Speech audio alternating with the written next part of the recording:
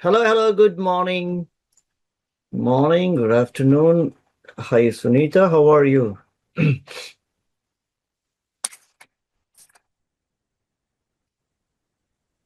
Thank you, Vivek. I am fine.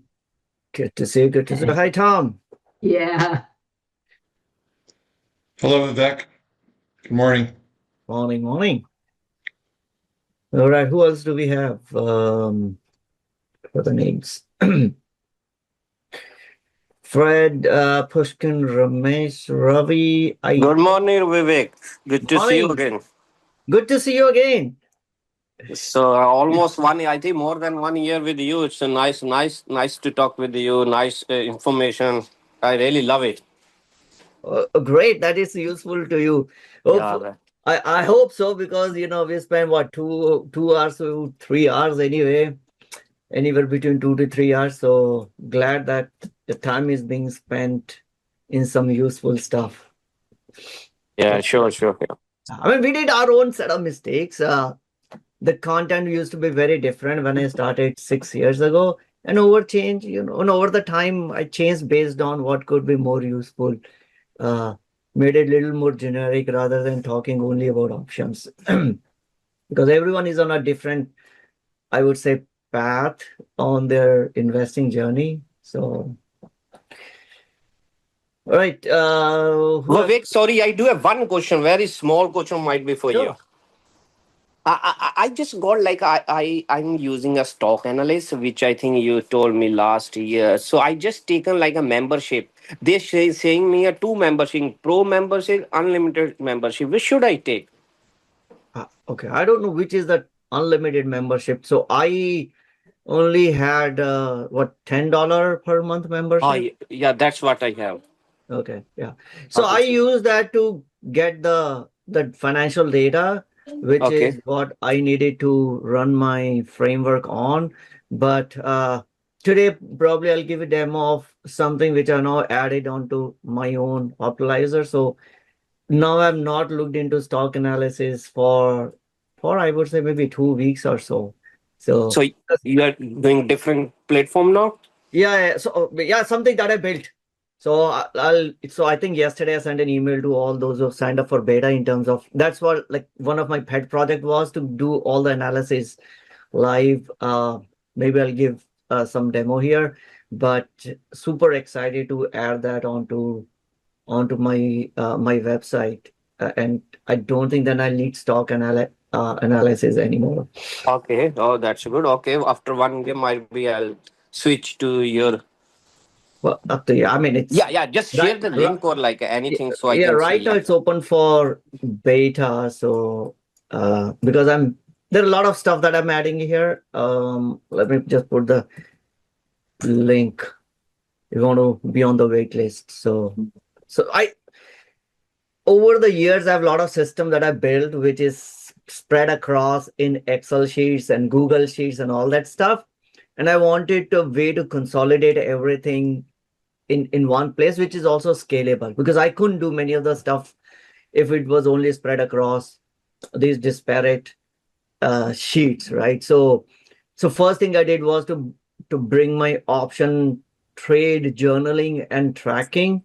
That was the first thing because that I use on a daily basis, right? Every day trade I do, I track why I did it, I put my thoughts around it, and I've been those Google Sheets have gone through 70 revisions over the last 8 years. I think 76 to be precise. And then that's what the first thing I built. I don't know if you are not a heavy into options, you probably find it overkill, but I really love that. So that's the first thing I built. Then we Okay. built 30NF analyzer. Then this week I just opened it for a stock analysis because you might have seen those my framework, which were all in Excel sheets. And then earnings report used to live somewhere else and everything else. So I combined all of them and basically I think it was a yesterday that I finally opened it up and put it onto the website. Anyway, so there are a few more things that are still I'm doing outside the system. I want to bring it into the system, which is looking across all your portfolio, doing your return calculations, etc. Yeah, slowly and steadily, I'll add that. but that's the state. All right. What else? Anyone here joining here for the first time? We got fewer than usual crowd. I know some people are out for enjoying some good lunch somewhere. Maybe I don't know if it's this week or the next week, but we'll see. Anyone are joining here for the first time? No first timers. All usual crowd. Okay, let me see. Vinay, Tom, Sean, Sam, Sahil. Sahil is the same Sahil that I've interacted a year ago through our common friend. Yes, through Prashant Bhauji. It's been a while. Okay. I'm like, hey, the name sounds familiar. Prashant. So okay, let me just check if it's the same person or a different person. All right. Okay, so yeah, welcome. I think this Thank you. you're joining for the first time, right, Sahil? I think so. Yeah. Yeah. Okay. All right.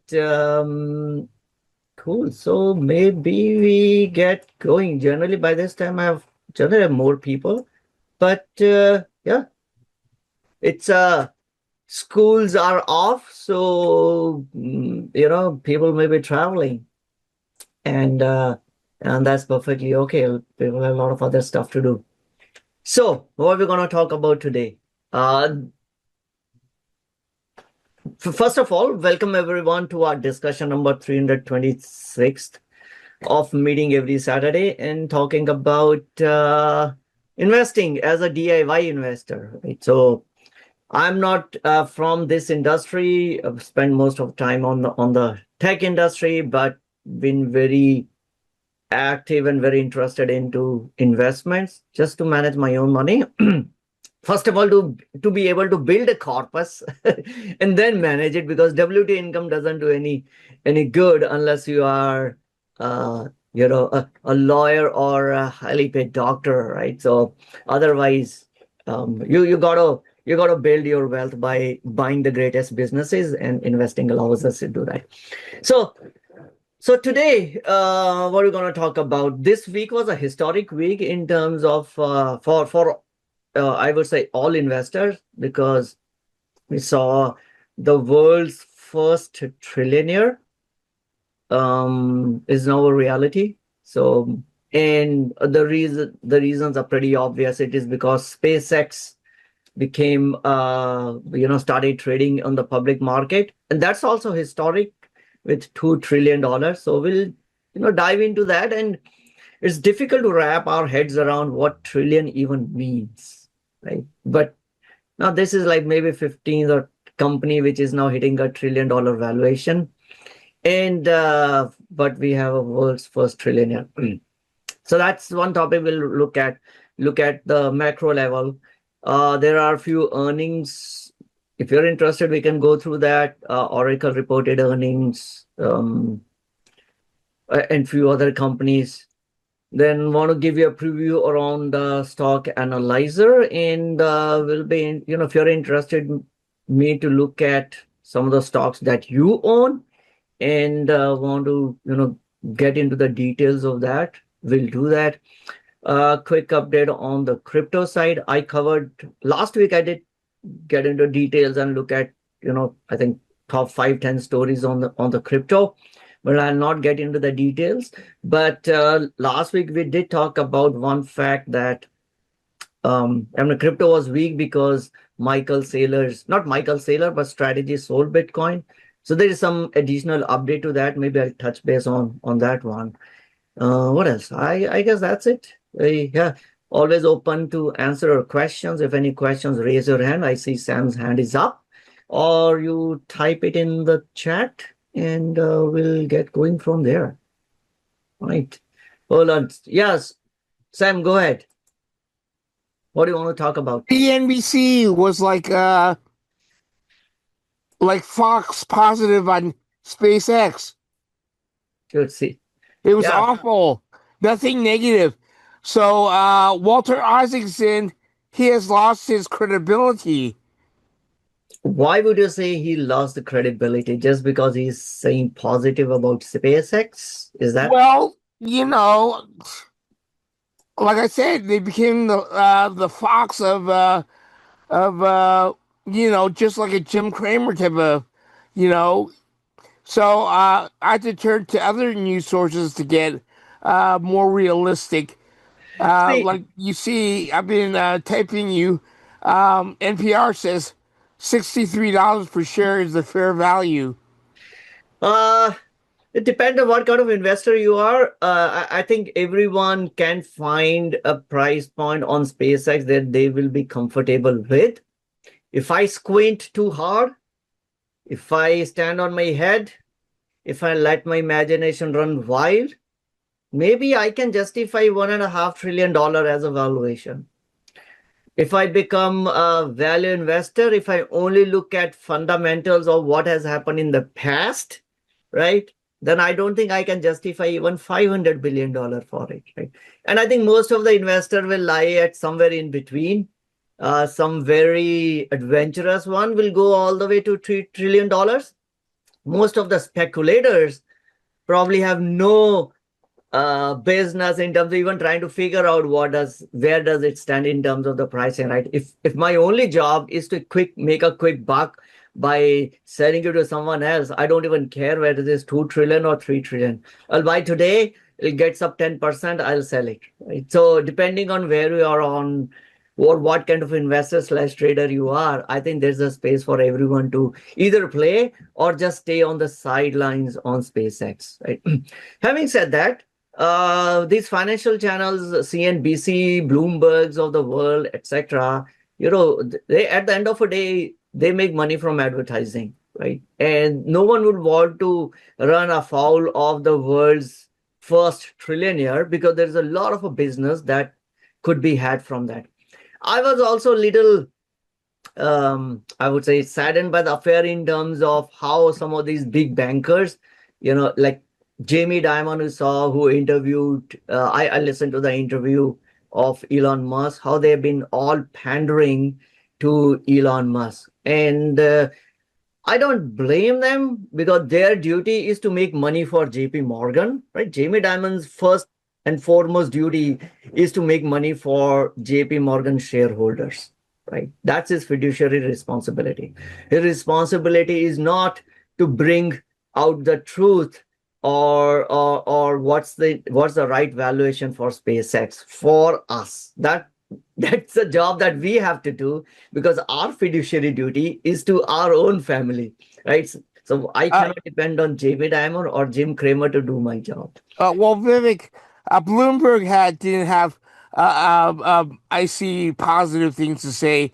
Just CNBC had 90% positive, which, like I said, was like the fox of on the opposite So side. I have seen, I have watched both. I've seen Bloomberg coverage much better than CNBC because all CNBC does is, and I could be wrong, but most of the time when I see it, all they do is bring in other fund managers and to come and talk about it, right? But Bloomberg, I find coverage is much deeper and a little more, they are a little more balanced than CNBC, right? Anyway, having said that, we'll look into SpaceX, but despite all whether it is worth $2 trillion or not, right? Uh, Valuation lies in the eyes of every beholder. I think it's still a great week for the overall investing community across the world that we still have companies in America that are doing something which used to seemed impossible to do it a few years ago, right? Reusable rockets, catching rockets with the chopsticks, imagining that you could make space flight every day. That era is not far away where we could be flying in and shipping payloads almost every day, right? That's I think that's what we should celebrate as as an investor and as an American in terms of, hey, we we have someone who has taken on some of the toughest challenges, right?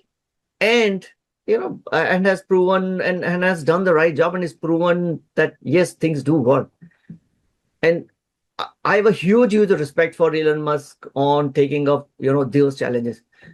But is he really, ultra optimist? Yes. Are his timelines off by a few years? Of course, right? So you have to discount based on what timelines he gave. But I think for me, it was a historic moment, even though I won't have anything to do with an IPO at this price. But I think it's a testament to the fact that we still have one of the greatest companies on US, right? $2 trillion. I was listening to, I don't know, I forgot who was the CEO of another company. It says in continents like Europe, and of course, in income in stock exchanges like India, which are developing countries, having like $500 billion or $200 billion, $100 billion company go IPO is a huge stuff. Here we are having almost $2 trillion. I think we should all celebrate. I've seen some on Twitter feed saying they're despising, hey, trillion, like Elon Musk is a trillionaire. Come on, he deserves it, man. He did it for himself. Gives me hope that anyone in America, anyone can still do it. Anyway, so let me see if any other questions. Yeah, anyone got a piece of SpaceX? First of all, hey, okay, did you apply for SpaceX at an IPO price? How many of you actually applied for SpaceX at IPO price? Remember, IPO was $135, which was also a little unusual. One single price, no range. How many did you apply for SpaceX at IPO? Sunita says she did. Okay. All right. How many and how much of an allocation did you get? Because I have seen on people talking about, let's say on Fidelity, they said we got a higher allocation than someone who applied on Robinhood. So I think different brokerage firms got different allocations. So, my second question to those who got it, Sam says 4 out of 100 shares on, oh, that's an ARM IPO. Second question, those who got during the IPO, what's the next move? Selling it, holding it, or buying more? What are you doing? You already made what, 20%? The stock is up, I guess, 20% after the IPO. So what's the next move? What are you doing about it? Let me just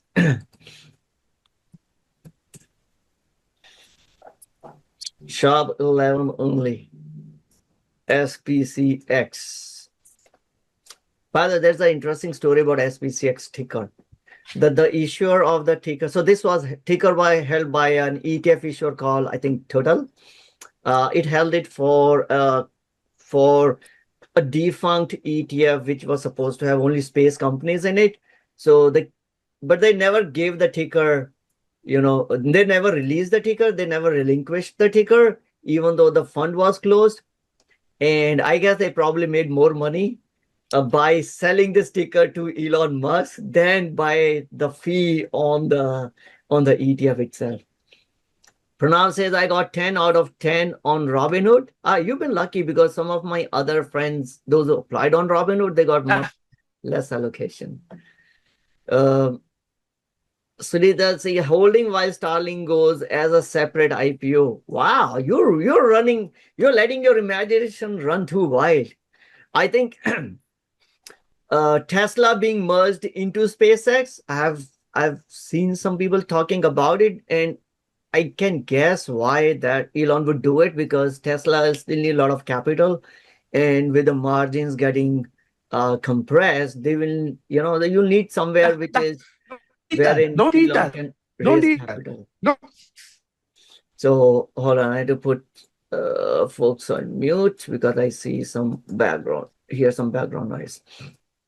But Starlink as a separate company, I don't think the investors will take that, will be happy if they try to move Starlink out as a separate company. Reason is that's the only company, that's only part of the business that is actually making any money, right?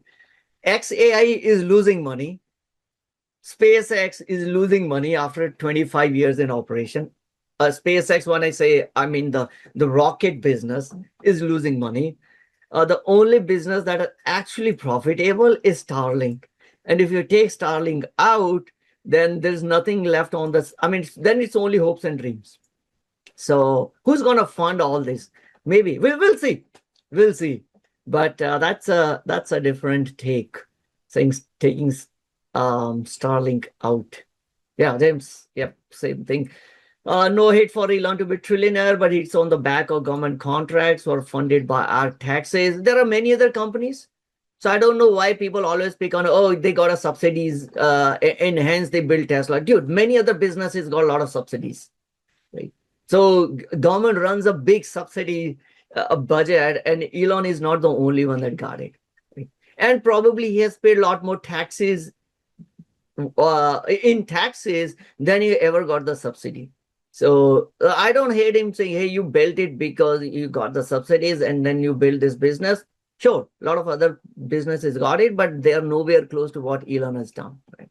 And the number of jobs that his companies have created, and the number of like amount of a GDP growth that has accrued to US, and of course the moment of pride that we had the best EV company. When I say EV, in terms of I shouldn't say best because a lot of Chinese EVs companies are there, but let's say the first ones, and the best in terms of a comfort and the style. I think I have a huge respect. Right? So Sahil says the main problem how they force Nasdaq. So that's not Elon's problem. That's Nasdaq problem, right? Nasdaq should have put their foot down, like S&P has put their foot down, saying, "Hey, we're gonna stay true to our duty to other investors and not pander to Elon Musk." No, Elon didn't put a gun on their head. Elon said, "I will take my business somewhere else," right? So it's a business decision. He is doing right thing for his shareholders. He is making sure that he's securing passive investments that are coming into Nasdaq, because a lot of funds follow Nasdaq as a passive indexing investing, and Elon is doing right thing for his shareholders. I would say is the Nasdaq management that is to be blamed, saying they should have put their foot down. Okay, go and list on NYSE, right? So, but Nasdaq is looking out for their own profits, because Nasdaq itself is, I think, a publicly listed company, right? So they are also answerable to their own shareholders. So I don't hate Elon.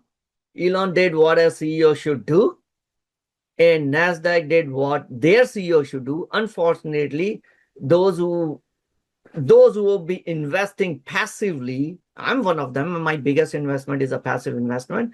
We gotta make our own decision and say, do I still want to buy QQQ or reduce my exposure to QQQ, because now SpaceX is coming into QQQ, whether you like or not, right? Yeah, no one is looking out for general public. Why they should? Everyone is looking out for their own self. Have you ever seen Nasdaq saying that we are there for are they a public benefit corporation? No. They are a for-profit corporation. And let's not be naive, right? This is a capitalist society. Everyone is looking for their own self to become better and better. And we have to look for our own, for our own stuff. Anyway, but the shills will lick for Elon. He's forcing others to bag holders for existing shareholder. No one is forcing you to buy the stock. No one asked you to buy the stock at an IPO. No one is asking you to buy the stock from the market right now. Right? You go ahead and buy it. It's up to you. Right? So don't tell me that he's forcing anyone to buy the stock. It's those funds who have decided that they want to be passive investor because, hey, we don't want to do a hard job of analyzing companies. Fund manager's problem, right? I don't care. So, or if I'm buying SPY as a highest, because it's my problem. It's not. I could dump my SPY or QQ and invest in individual stocks if I don't like it. Right? I think each one of us has to make a decision for ourselves. Ravindra is saying XAI is a lot of a different contract for Google Anthropic, each paying billions a month. As per contracts, will make more revenue than the Starlink next year. I agree. Both have signed a multi-billion-dollar contracts, but this is where I have a bigger concern. Okay, we haven't even started on on that one. We're already getting deep into the concern. So I'll come back to it when we discuss the SpaceX IPO in terms of why I'm a little concerned about the deals that they are signing, right? All right, but before that, anything that we discuss here, please, it's not an investment advice, it's not a financial or tax advice. We are like fellow investors trying to learn from each other, right? And that's what I hope to do. That's what I hope you will do. Become a little more educated, have a little more fun to make your own decisions. Okay. So the thing that I'm a little concerned about, with there are a lot of bag holders left, is these things, right? So SpaceX just went public on Friday, and now starting Monday, right? Many of these ETFs, which are only based on SpaceX, individual stock ETFs, probably will start trading. They've all lined up to start trading, many of them, right? T-Rex 2x leveraged, basically double leveraged daily target ETF.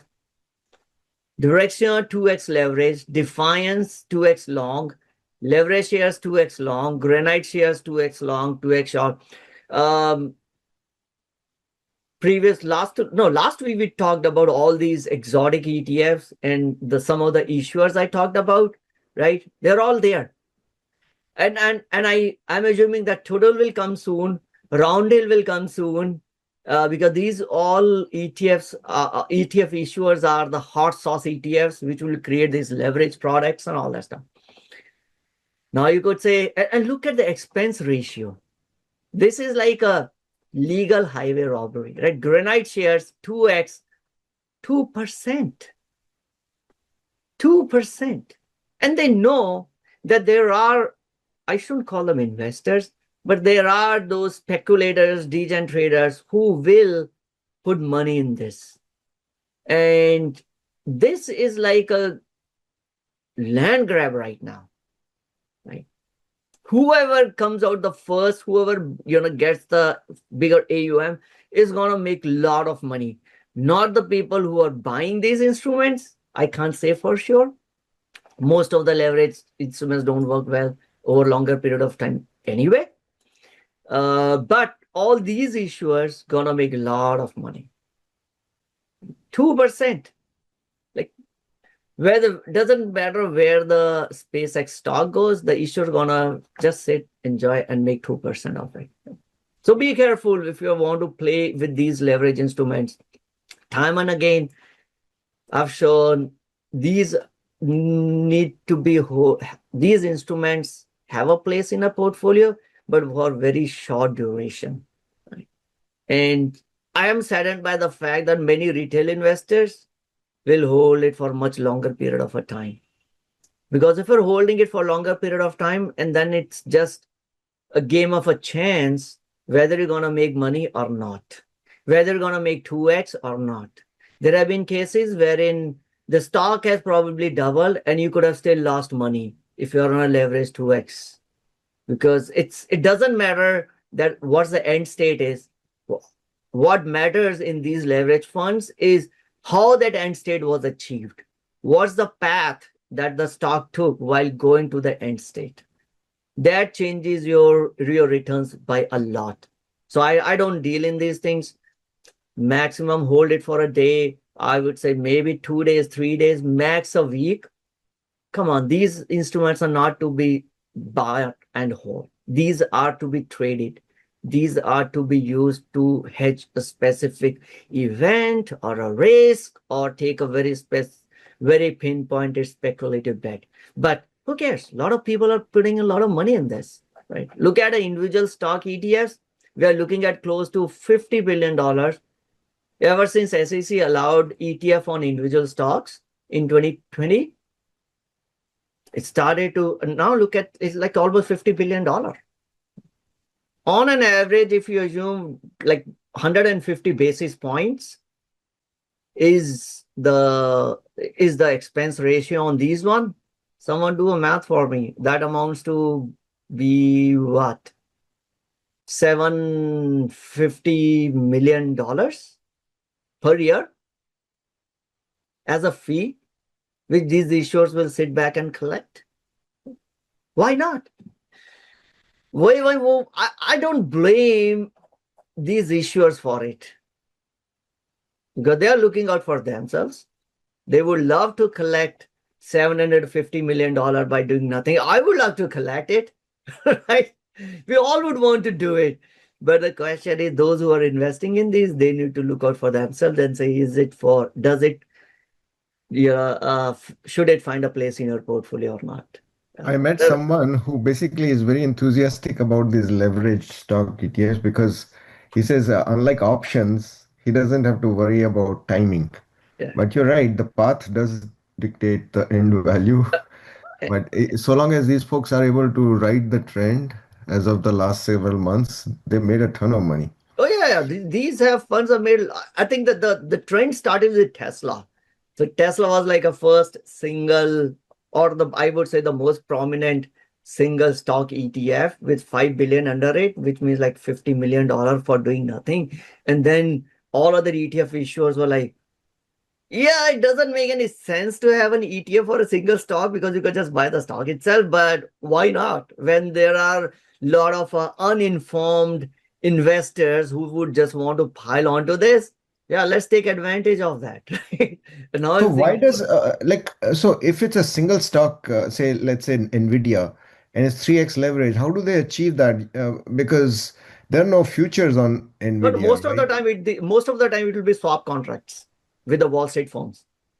And so they have to mark them early morning, every morning, and that's why. So they'll mark. Yeah, they'll have to mark it. And most, if you look into the prospectus, I've looked into prospectus for a few, and I realized that most of these are swap contracts. So you also have counterparty risk on this. Let's say one of the issuers go bust, or the Wall Street firm with which they had a swap contracts, if that firm goes bust, then you like kind of been left hanging. And as long as everything is rosy, we don't even think about that risk, because these are not the contracts which are guaranteed by the OCC or by the SPIC, SPSA, right? Securities, whatever that insurance. So these are the swap contracts between the issuer and another Wall Street firm. It's a contract between two private parties.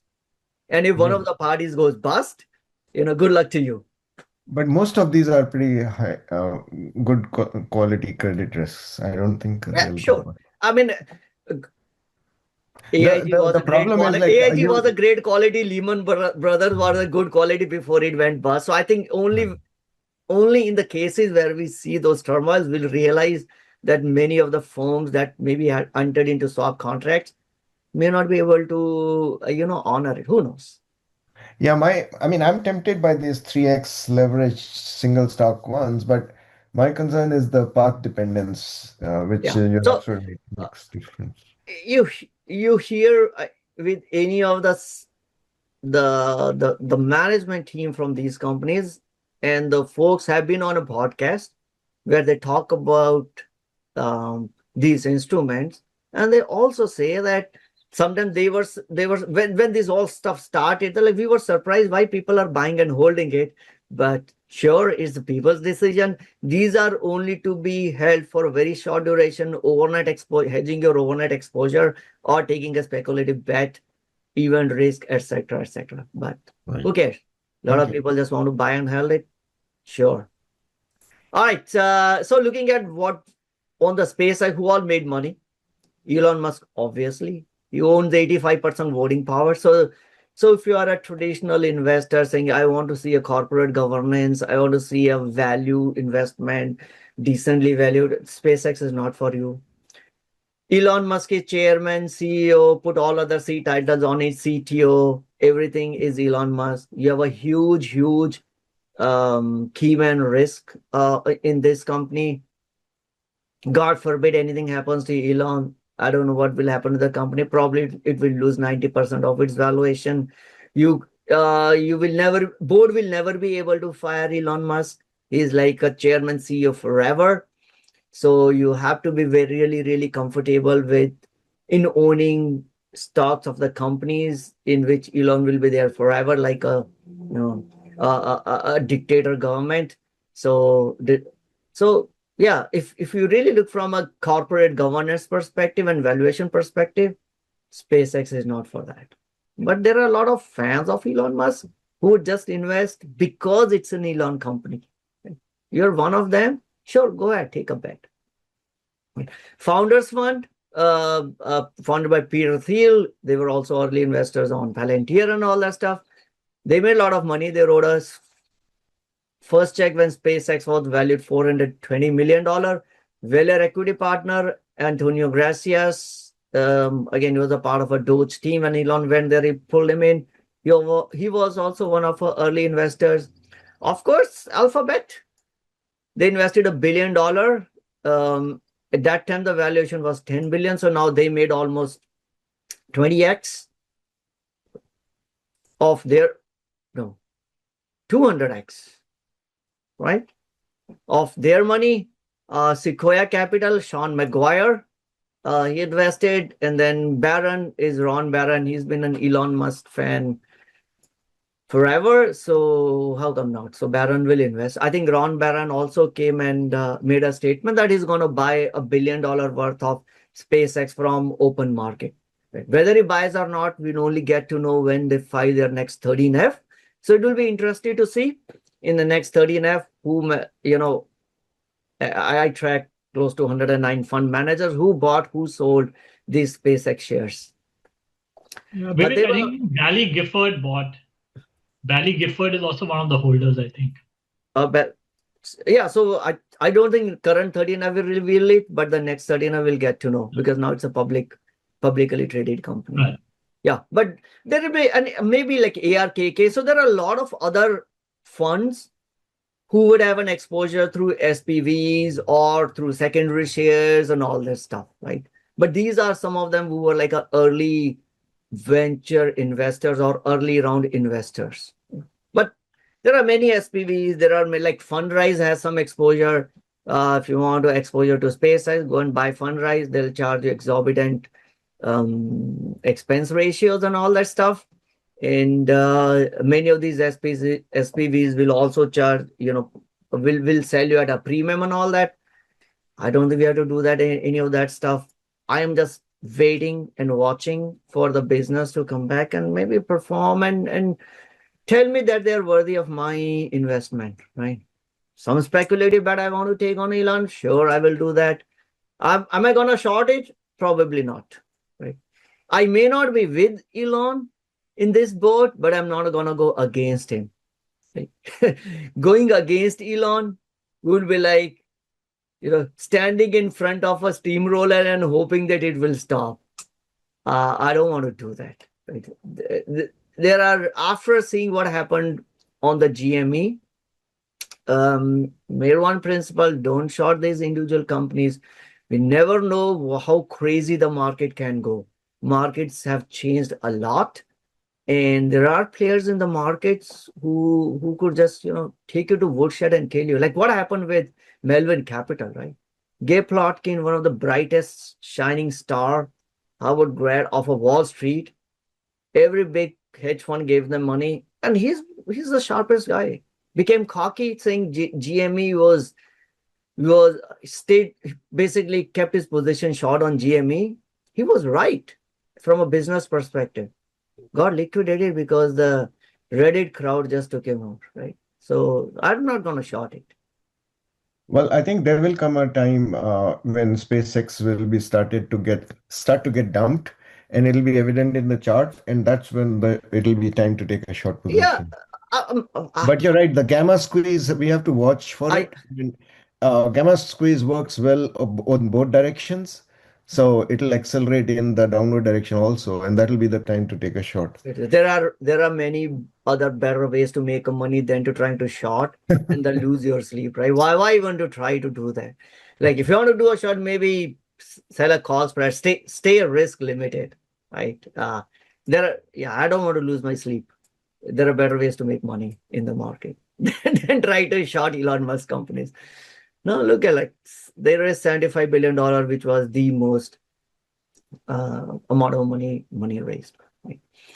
So what else? We're looking at now. This is average return relative to S&P of 30 largest US IPOs. Like after certain number of trading days, let's say after 1 year. So most of them underperform.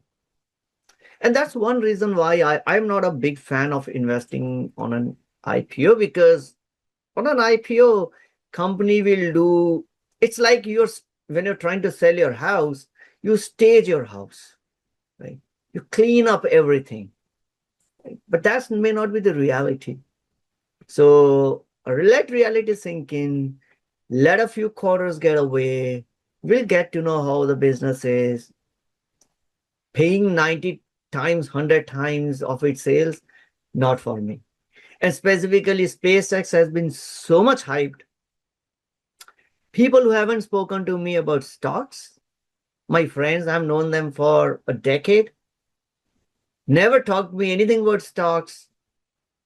When in any case, in like our social gathering, and when they know, okay, I'm full-time into this, they say only thing that stocks is whatever their 401k is. Never bought any individual stock in life. Calling me and say, hey, what do you think about SpaceX? that should tell you something about how much hype has been there, right? I was like shocked. I was like, wow, this person never bought a single stock and is inquiring about SpaceX? Come on. Anyway, so we have world's first trillionaire. And like I said, it's $1 billion itself is hard to grasp. Right? If you spend $27,000 a day, it will take you 100-year lifetime to spend $1 billion. Right?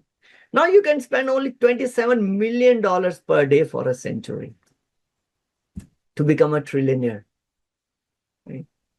So, but obviously this is all on paper. The moment Elon Musk tries to spend his money, the stock will crash or will go down.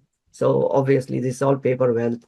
But just to give an idea what Elon can do, a Bloomberg wrote a big article around it, so I took some pictures out of it. It's an interesting way to look at this. Musk could purchase PayPal with 4% of his $1 trillion net worth now. His first company, which made Musk famous, which basically funded every other venture that Musk had. I would say not every other, but this was the genesis, right? The money that he made from exit of a PayPal is what he put in Tesla. Right? Now he can buy it with 4% and still be left with 96% of his wealth. Or he could buy every car maker in US, Europe, and Japan. Right? No competition for Tesla. Let's buy all other companies with $1 trillion. And probably still have money left. You could have funded 68 2024 US election cycles. Or could fund 41 NASA's. Right? He's trying hard to get to Mars. Right? Now he can actually go to Mars. He's got so much of money to fund NASA 41 times over. Or is now worth 7 Warren Buffett's. In many dictionaries, trillionaire isn't even a word that is listed. We can never imagine that we will see this day. I remember like 2017, 18, imagining that a company could be worth $1 trillion when Apple became the first one was like a little shock for an investing community. Wow, $1 trillion as a company. Now we are talking about $1 trillion as an individual.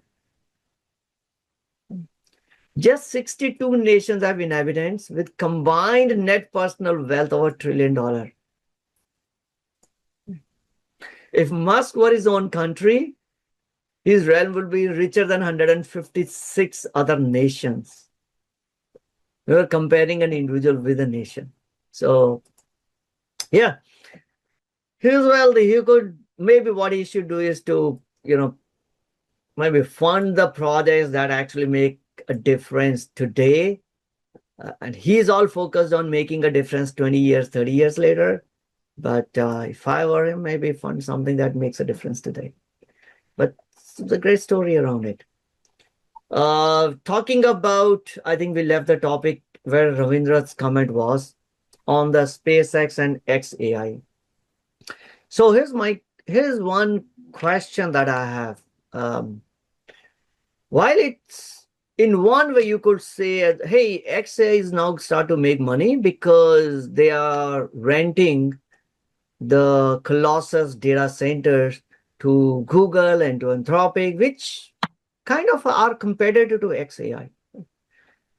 Prospectus of SpaceX tells that out of a $28.5 trillion TAM, $26 trillion TAM comes from XAI becoming the enterprise software layer, right? They're going to capture the enterprise software market. But now, then you should be investing all your money to make XAI as the frontier LLM model better than Anthropics and the Geminis and the OpenAIs of the world.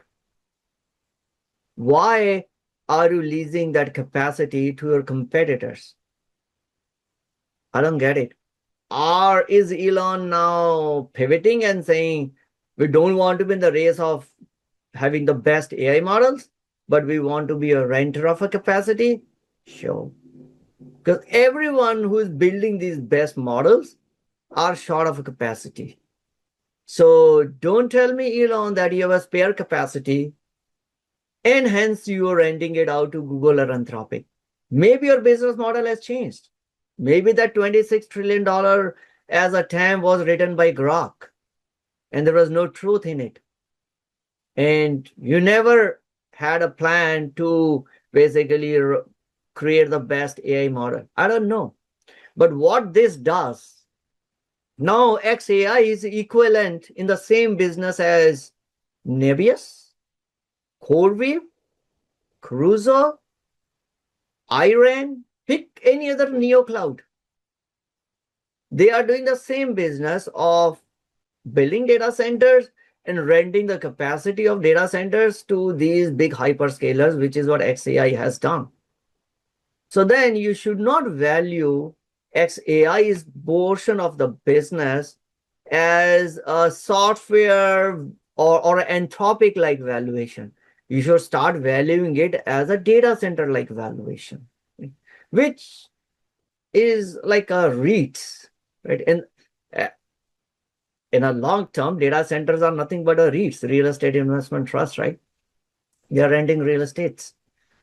In any case, so that's given me a little cause of a concern that, yeah, it brings in the dollars for now, but in a long term, that's not how then I should be valuing the company.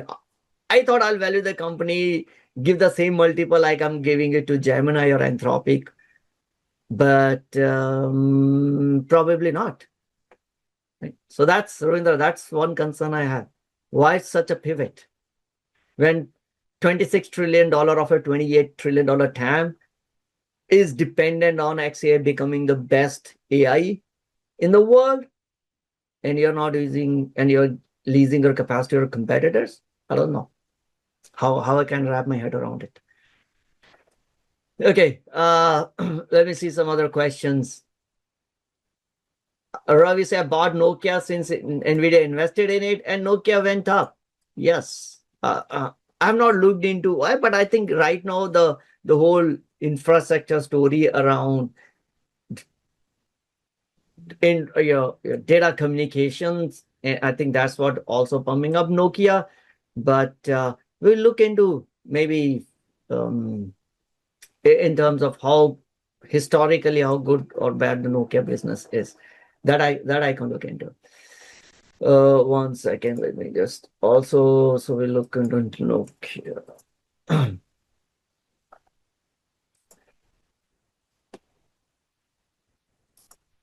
I got email about, but not able to access it or log in Stock Analyzer. Asif, yeah, so if you, I don't think I've enabled your account yet for the on the beta wait list. So you will get an email once your account is enabled. Can you discuss some of the high flying stock SNDK, MU, and Marvel? Yeah, we'll look into stock analyzer from business side and then also from a valuation side. Yeah, Rajiv is asking, what would you like to know about it? Tom, there are 5,000 plus other stocks. That is true. Defines 2x. Let me see any other question that have not been answered. So thank you for the rest of the people who are answering those questions. So we can continue to move on. Have you done a session on the ETFs and the funds with the highest cumulative performance over a decade? No, I did not. But again, I think it did mention about when you're looking for performance, also look at who was a fund manager. Why does that fund perform so well? Like if you're picking only for a sectoral fund, then it could be just the sectoral tailwinds, right? Then there is nothing to do with the fund manager or their performance. Or if you're looking at a diversified fund, then you should look at, okay, if that fund manager is still there or not. But I don't think I've done anything in terms of, hey, which fund has performed the best, because that is history. Rajesh, across more than 9,000 operating companies, 60% finish flat or lower after 3 years. Yeah, so investing at an IPO or right after IPO, I mean, we as most of retail investor, we have a full, you won't get much of an allocation on an IPO. So investing on day one has mostly been a loser game. Right? So I'm not going to do that. Sam says, I thought traders couldn't short shares for 1 month or so. Yeah, if you can't borrow it, then probably it's very difficult to short it, or the cost of shorting will be too high because your borrowing cost could be too high. But I think the options will start get listed maybe next week. It's such a hot stock. If not directly shorting the shares, you can still go ahead and take a short delta position using options, which is what maybe if I were to do it, I'll go through that way, right? Morley, can you take over OpenAI? That will be fun, right? The final revenge. Take over OpenAI and then kill OpenAI. Right? Morally, isn't Leftover Nokia isn't an enterprise networking company in the same space as Marvell or Cisco? They are mostly into networking now because their cell phone business, and I think they're also into some wireless stuff. Again, don't own Nokia. I own Nokia when it was like $3 I think in 2020. And then I think I sold it. That was just a little speculative bet, and I sold it when it doubled, or I think $6 or $7. But yeah, I don't own Nokia since then. So all right, so let's look at what else happened on the market. We did have a little correction on the tech stocks this week, despite all this money getting into SpaceX. I think the larger tech stocks, we saw a correction on Friday. By the way, previous Friday I heard somewhere it was like a 6 Sigma move on the tech ones, wherein the QQQ was down like 4.5%. So if you were heard on Friday, don't beat yourself too much. Come on. Okay, 6 Sigma moves are the ones which is very difficult to survive. I'm sure many of those who are leveraged ones probably could have been washed out. If you're still in the game, holding tech stocks, going through a 6 Sigma move, congratulations. Like you've done okay. Right? So don't beat yourself too hard. Right? My portfolio a little tech heavy. Yeah, everyone saw a drawdown, right? But it's difficult to guard against these 6 Sigma move. Only way you can guard against is keep your position size small and stay diversified. Hopefully 100% of my portfolio wasn't in tech, so it's still fine. We saw some rotation coming in, right? So look at the semiconductor, it's up like 163% up, but I guess the rally, the correction of Friday lasted only for a couple of days, and now we are seeing many of those semi stocks are back up and running. And I can't understand how long this will continue to be, but some of the stocks are not that great as a business historically. Maybe future is completely different, and they could just pivot, become a great business suddenly. We'll see. Time will tell. But I'm not chasing some of those momentum stocks. Some semiconductor stocks are great in terms of managing their business also. Me personally will probably hold them than the ones which are a lot more momentum behind it. I'm not a momentum investor. I can't time the market to get in and out. If you can, good luck to you. I'll cheer for you from the sidelines. So AI is, so last number I heard was around $750 billion, but looks like now we're looking at next 12 months. So $750 billion is for 2026, right? Next 12 months of CapEx from Amazon, Google, Meta, Microsoft, and Oracle is expected to reach now close to $1 trillion. That's a, and we'll look into like some of these companies and look at a stock analyzer in terms of these cash flow generating companies. The reason why they were valued so high was because of the great amount of cash flow that these used to generate. Now suddenly they're becoming either no cash flow, or in case of an Oracle, it's a cash burning machine now. $1 trillion spending. And I think all these companies are now in kind of a prisoner's dilemma, because if you don't do it, your competitor gonna do it, so you might as well spend anyway, even though you can't justify how you're ever gonna make a return on this one. It's like, I'll get a godlike power if I'm the biggest and not the baddest. I shouldn't say biggest and the baddest. If the biggest and the most used AI in the world, I will become like a god and I'll figure out how to make money out of it. I don't think any one of these companies have been able to put forth a case of, hey, I'm going to spend $300 billion. This is how my ROI model looks like. Right? It's all based on, if I'm not going to spend it, let's say if I'm a Meta, if I'm not going to spend it, Google is going to spend it, and then Google will take away the whole market. It has become that kind of a race. So and I'm a little concerned that these things don't end well. There will be some winners, but there will be a lot of skeletons that we will see on the sidelines while we are marching on this one. AI is great. It will change our lives, but it will also kill a lot of these companies who've been spending. I'm not sure, I'm not talking about specifically these, but there are a lot of companies who've been spending billions and billions of dollars.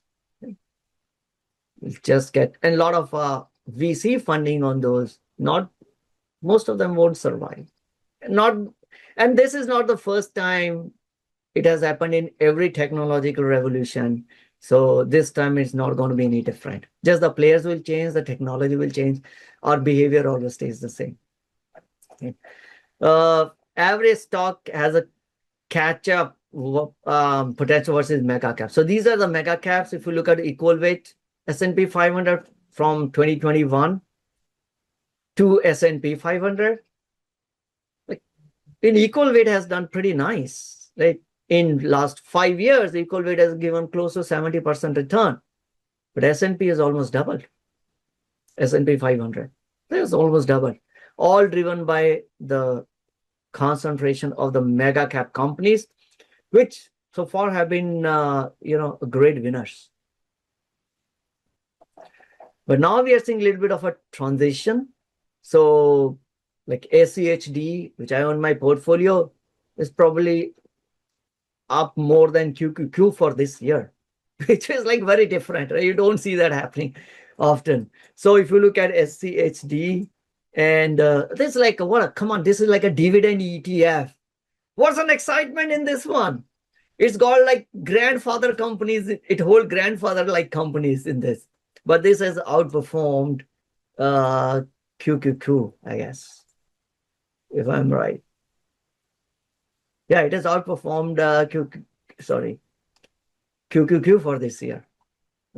And definitely has outperformed SPY, which is more heavy, tech heavy company, right? We start to see some mutations. We start to see some of the other sectors, money movement to some of the other sectors as well. So, but I think overall it's good for economy. I don't want, I mean, still a lot of earnings has been driven by tech, but at some part of our time, at least I don't want to see that the market cap growth becomes way more than the earnings growth that is coming from tech. Sometime this will happen. I don't think we are at that stage just yet, as crazy as it was in 2000s. There's a lot of people make that comparison. But right now, at least for 2026 growth perspective, or whatever the analyst projections are, I mean, it is justified that these tech are valued at this price point based on their growth estimates. But some part of a time, we will go crazy and we will start to pay through our nose, huge multiples of many of these companies. That time we may want to sit back and say, oh, I think we need to be a little more careful about what companies we want to own. Like these have gone way beyond any respectable valuations. I don't think overall the tech or the S&P has reached at that stage just yet. So Fed, we got some headline CPI numbers, which was like 4.2% year over year. So which means, again, concern for inflation, and market also cooled down because of that, because we're not going to get any Fed rate cuts. Market is pricing a no rate cuts, but now the headline CPI is basically all the inflation numbers are starting to go up. Now with US and in Iran reaching a peace deal 50th time, if I have to believe our president, right? 50th time we're reaching a peace deal, but maybe this will be the final one. I think that the new print that will come out for May or for June probably will still be on the higher side. But maybe in few months later, we will start to see this inflation getting under control. But right now, it's all hopes. It was so hilarious. From administration was saying, okay, we reached a peace. We are very close to signing a peace deal.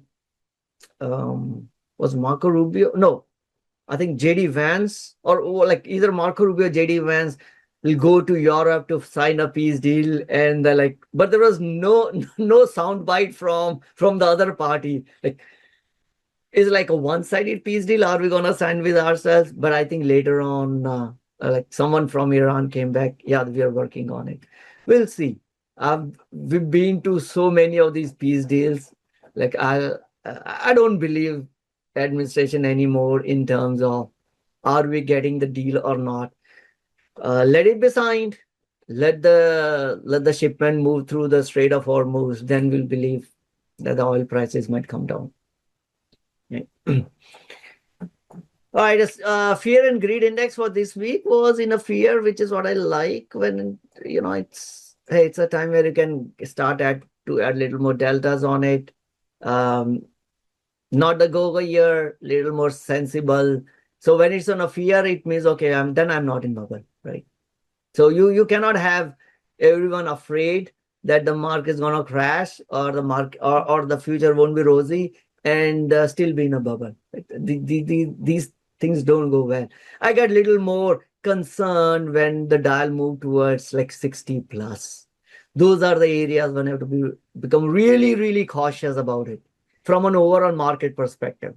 Individual companies, you have to look at, there are many individual companies which are probably in a greed mode. Overall, I think market is still okay. What else? We'll maybe come to the market moving stories later. What else we want to talk about? Sector performance, materials, consumer staples. See, all these non-tech sectors performed much better. Tech was like barely recovered from it hasn't recovered yet from the Friday bloodbath, but it was like a barely positive for the week. Materials, I don't know. I don't know what's the story behind materials. Does anyone know why materials was like up close to 4%? That's a huge move. Let's look at XLB, which is materials ETF.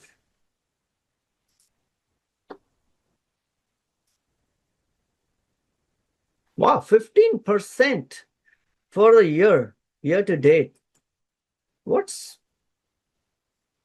And last 1 year is like 20%. What drove materials?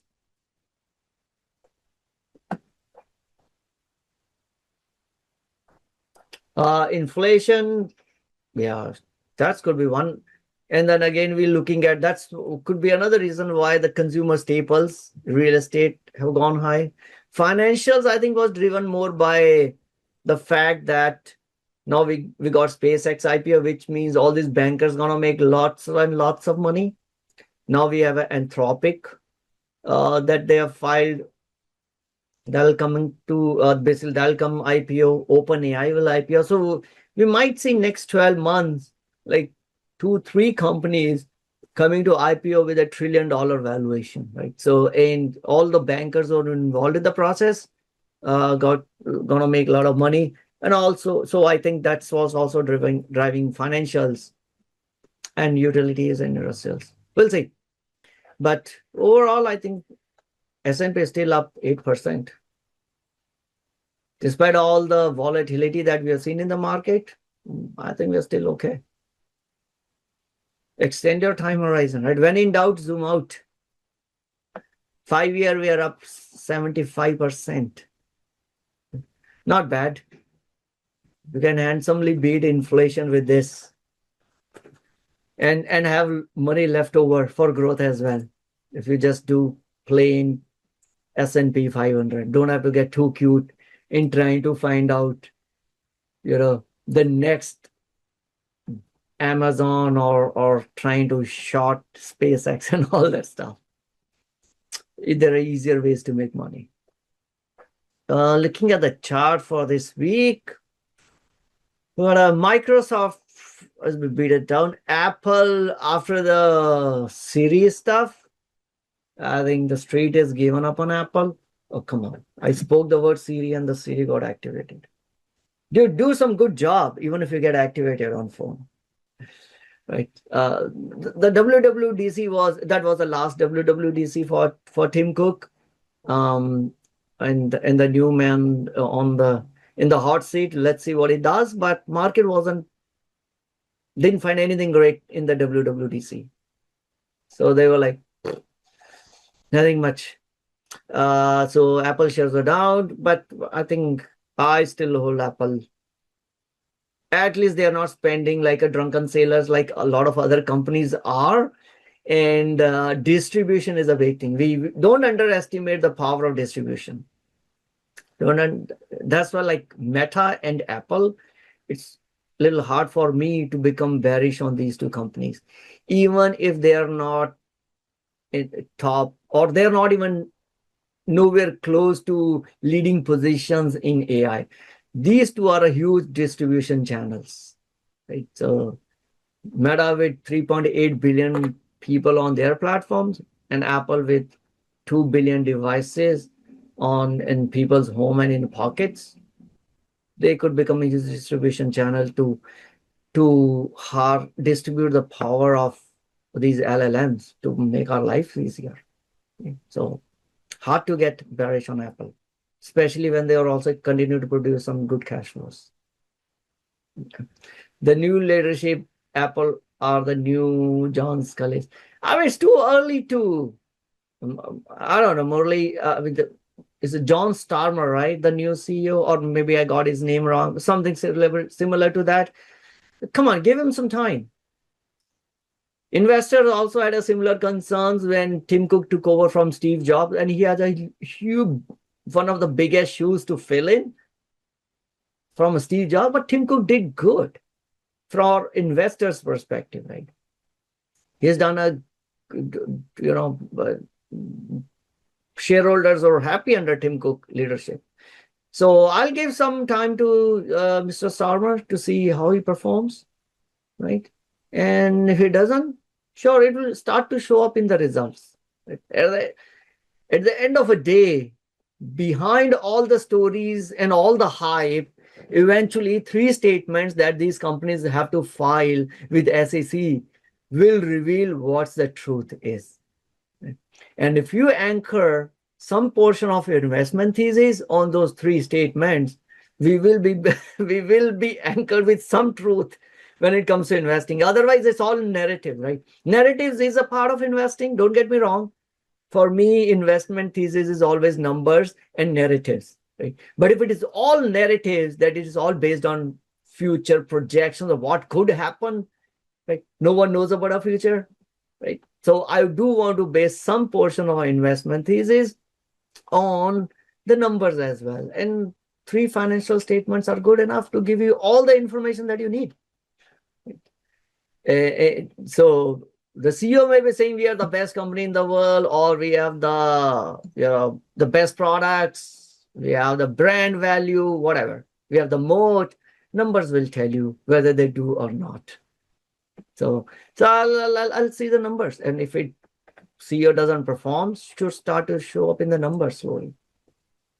All right, more charts, or else okay. Enough of charts. What else we want to talk about? Maybe we'll give a little bit demo on the stock analyzer. I know there were some folks who put in some tickers. We can analyze those. Some earnings we want to look at. Otherwise, I can show some more charts or look at the crypto side. We're almost 75 minutes into the session.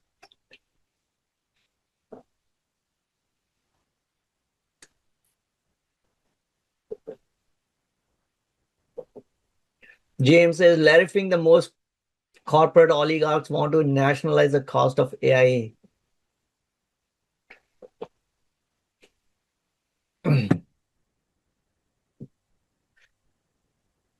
risk of AI are so high, they volunteer to share their profits. Speaks to the risk being aware but not being spoken about. Was it yesterday or today morning? I think probably yesterday's news, right? So US government have asked Anthropic to cut off access for non-US, like for foreign users, cut off their Fable 5, the latest model, which is basically cleaned up or the mythos, the guardrailed model of version of mythos which Claude released last week called Fable. US government had told them not to release it to outside of US. So I did see on Twitter someone say, hey, suddenly I don't see it working because, yeah, man, you're trying to access it from outside US. so Anthropic had to cut off that access. Right? So, by the way, there was I think on Bloomberg, Emily Chang, one of the interview on Bloomberg, there is a documentary on Bloomberg, I think 25-30 minutes. Yesterday I was watching while I was driving, interview of Dario Amadei and his sister. I didn't realize Anthropic, 2 most important people in Anthropic are first are brother and sisters, right? Dario and his sister. So Dario is like CEO, but he has 0 people reporting to him. And his sister is, I think, chief operating officer. She basically run all the business. So it's a brother and sister, a company run by 2 to family members. So that was a good interview from Emily Chang, an interview of a Dario in terms of what the risk is, and I think he's more outspoken, a little more, I would say, friendly with his tongue when it comes to the risk of AI. And I think he's also appealed to government and all that stuff. So now government told, okay, you can't release it. Well, we'll see. We are so early in this game that it's too difficult to make any projections of how the world will turn out to be. Truth is that all the life-changing technologies were initiated in one way or other form by government. DARPA in US have been the initial round, the funder of many of these technologies, which we take it for granted, right? US government projects have funded like the advent of GPS, internet, communications, all that. A lot of these tech came from government. AI has been the first life-changing tech that actually came from private sector and was not started by an initiative of government. It wasn't that this tech was started from NASA or from Pentagon or from DARPA and all that stuff. This is the first time we are seeing like nuclear energy, anything related to that started with the government. This is the first tech, life-changing tech, which is actually started by private sector, and government is now catching up to the benefits and potential harmful impact if it gets into the wrong hands. Right? So I guess we'll still have to figure out a lot of stuff around this technology. We are way early in this game. All right, so let's look at some of the stocks that we want to. Let me bring up the demo account. Where is the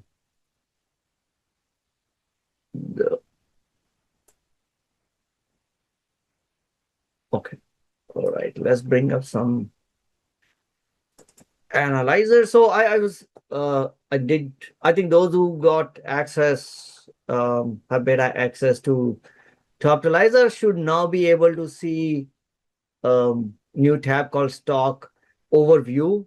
This is what I was talking about. I added a lot of my framework in this and added a couple of valuation or pricing calculators. If you want to do on your go crazy in terms of what your future projections are, and then you can see what price you should buy that stock, or if you buy the stock at today's price, what's the CAGR can you expect in next 10 years.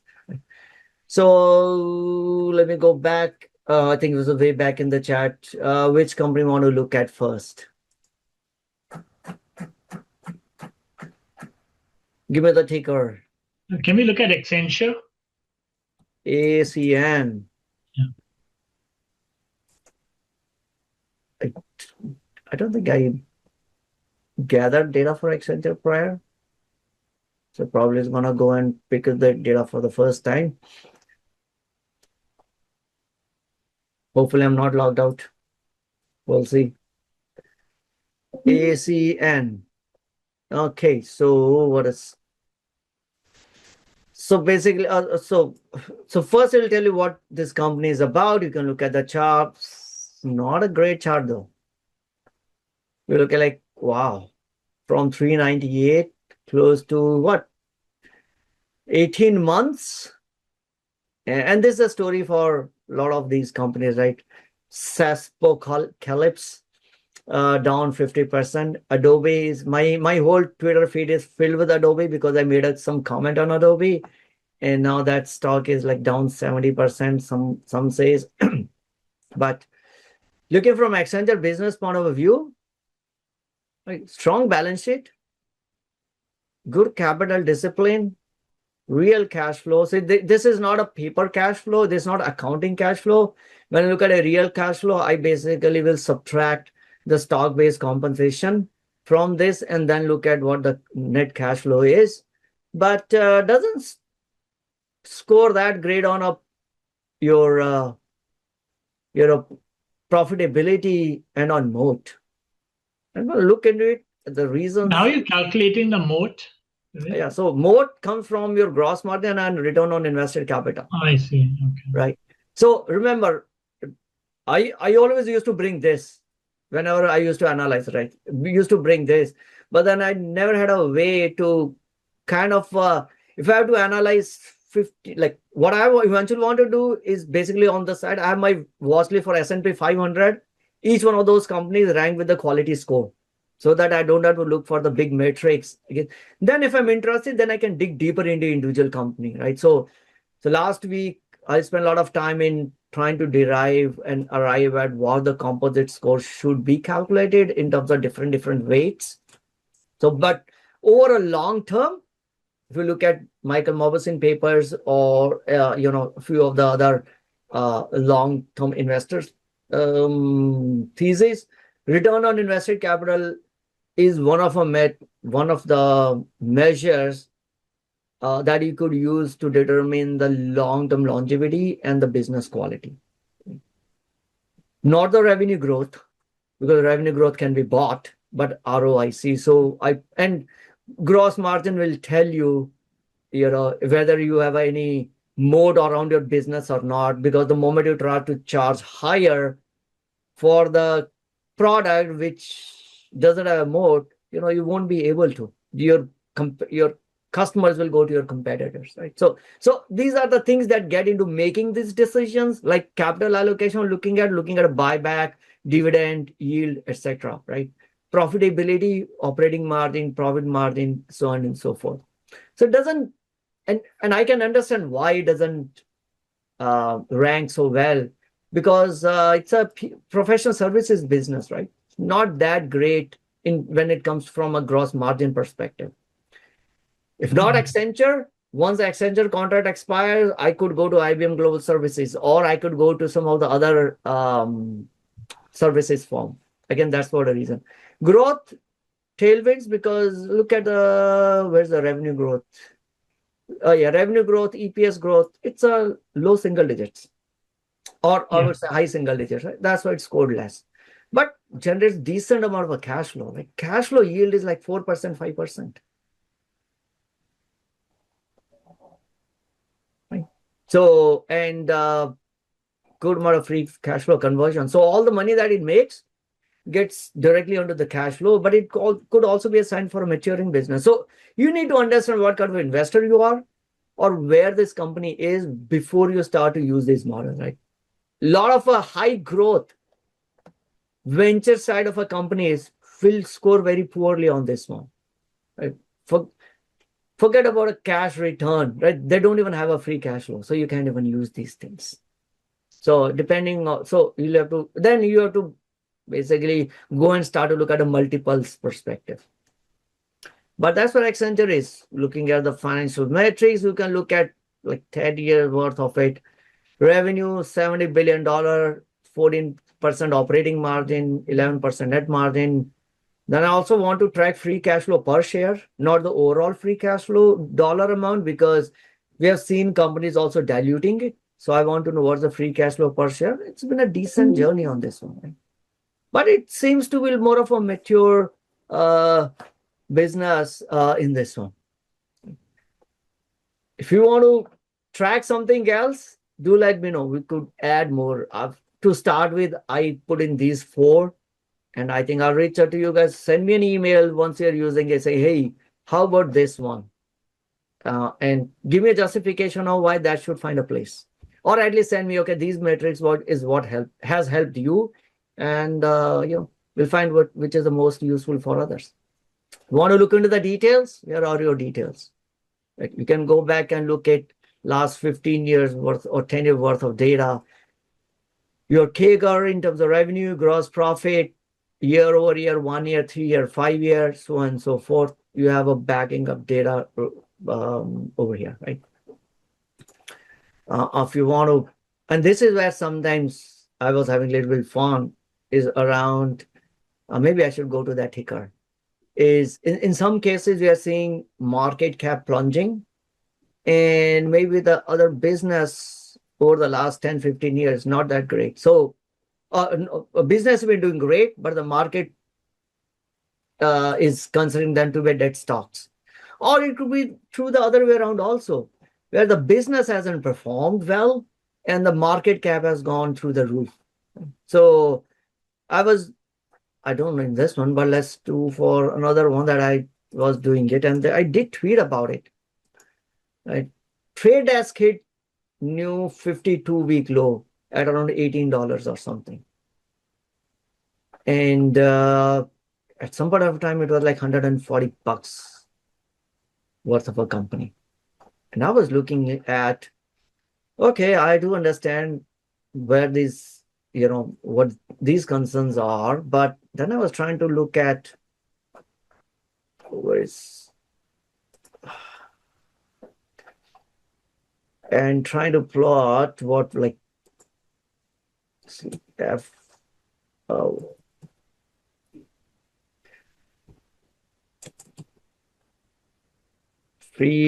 where's my free cash flow per share? Okay, let's do FCF yield and market capitalization. Right. While the FCF yield is going high, market cap is very less. I think I did for free cash flow per share. I thought I had it here. Yeah, free cash flow per share. And I was like, is it really that bad? Again, this will tell you the history. Future is that Amazon is in DSP space, and then the market is thinking that it's killed. So maybe I'll watch for another year or so to see if it is really getting killed or not. You could run this on any way in terms of from revenue or whatever, right? Revenue numbers and see, is the revenue growing higher, free cash flow growing higher, but the market capitalization going low. What is market not getting it? Or maybe what are you not getting it in terms of the future story? So I think that's where it will come helpful. It has helped me a lot in making some of those decisions, but I'm glad at least I'll be able to, you'll be able to use that one, right? Again, then it comes from, is it returning cash to your owners? Is the balance sheet looks good or not? And then what are the insiders doing? On TDD, I see some huge buy from insiders over the last 12 months. More buys. So do you think this is a good buy then, Vivek, based on what you're seeing? So the idea is future, the right now the whole problem on TTD is that Amazon is going to eat their lunch. So there are two things which I see.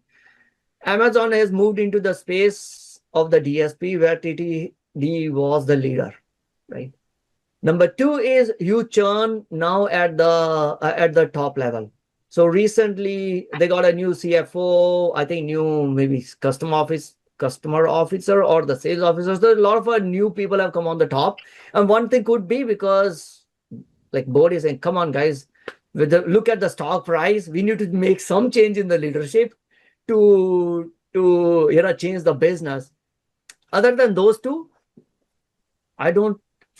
looking at how it has performed over the last 12 to 18 months from a business perspective versus what the market is pricing in, it paints two different picture to me. Now you need to maybe look far enough to know how much can Amazon disrupt it, or will TTD be able to hold its fort against the Amazon. Look, if you look at like free cash flow, consistently free cash flow has been going higher. And now there's a huge difference between how the cash flow has been performing versus market cap. If you are more of a growth investor, then you might want to chart out and say, I don't want to do this. I want to maybe look at a revenue growth. Right. So Vivek, what is the source of your data which you're getting to populate these screens? So like I've tied up with some vendors which provide me these data. There are many out there. Is it FactSet? No. No, not FactSet. They seem But it's the FactSet is one not which, let's say, a lot of knowledgeable. other, I've seen a lot of other websites using the same vendor. So then I say, okay, I'll basically, work with them. FactSet is known to be very useful. I mean, used by Yeah. many. Okay. Then you also have a latest earning report, a quick summary of earning report. This was like, again, used to be a different document for me. This business mode, etc., used to be Excel sheet. This is a Word document. So I was just looking at a way to consolidate everything. And you want to look at that full analysis. You have a full analysis of the same earnings report out here. Quick summary. What were the strategic themes, detailed analysis, business metrics, what was discussed in the earnings transcript, right? Guidance, capital allocation. They also bought $164 million.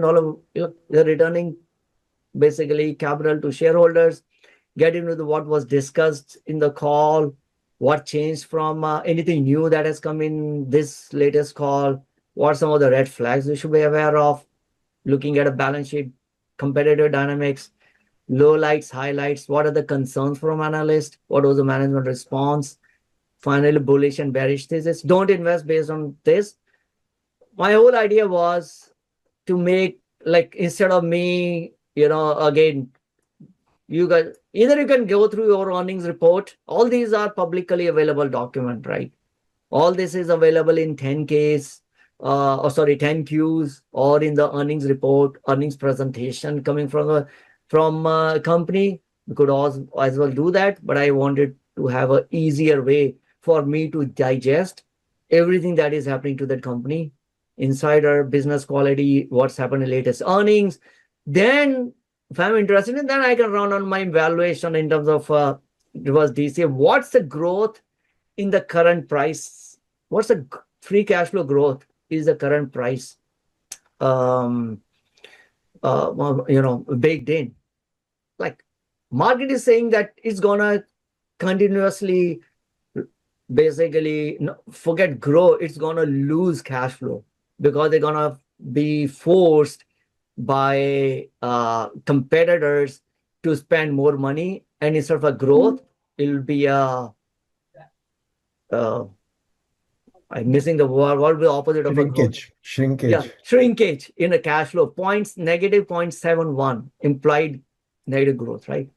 And of course, you want to change your discount rate because it's a little more risky. Put in your numbers, right? And you'll see, okay, the estimated intrinsic value is this. Oh, the company is buying back shares, so I want to also include the share buyback. Sure, let's say they buy back 1% of a shares. So I say minus 1%. Then the intrinsic value will be $34, $35. Then it is undervalued. If your expected free cash flow growth over the last 5 years have been 19.6% CAGR, I want to say maybe conservatively default value is half of it. And so maybe they'll do whatever they have been able to maintain the cash flow, then it is way undervalued from a today's pricing perspective. That's how you basically will start to use this reverse DCF model. There will be many companies which never generated a cash flow, a lot of growth companies, and you say, I don't even believe, because they are many, many years away for a cash flow. I cannot use anything which is related to the cash flow.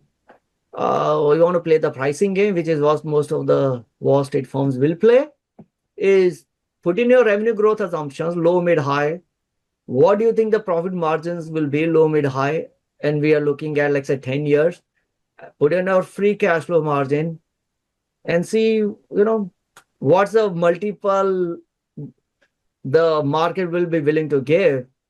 And I'll keep it as a default. And what's your hurdle rate is. And if I say this, whether this will tell me that if I were to, on a low price, if these assumptions are correct, that the revenue will grow 18%, which is the lowest of their last 1 year, 5 year, 10-year average, I picked up and picked the lowest one, which is 18.5. And I say for the next 10 years, they will be able to sustain the lowest one. And the profit margins will be the lowest one. over the whatever in the last 10 years, or the free cash flow margin will be the lowest one. I picked everything lowest, right? Now the PE, like today S&P is at 23 PE. I'm like, okay, TTD will get only 15.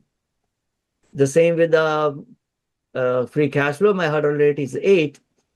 Says if you buy at $25, you can still make your 8% CAGR for next 10 years.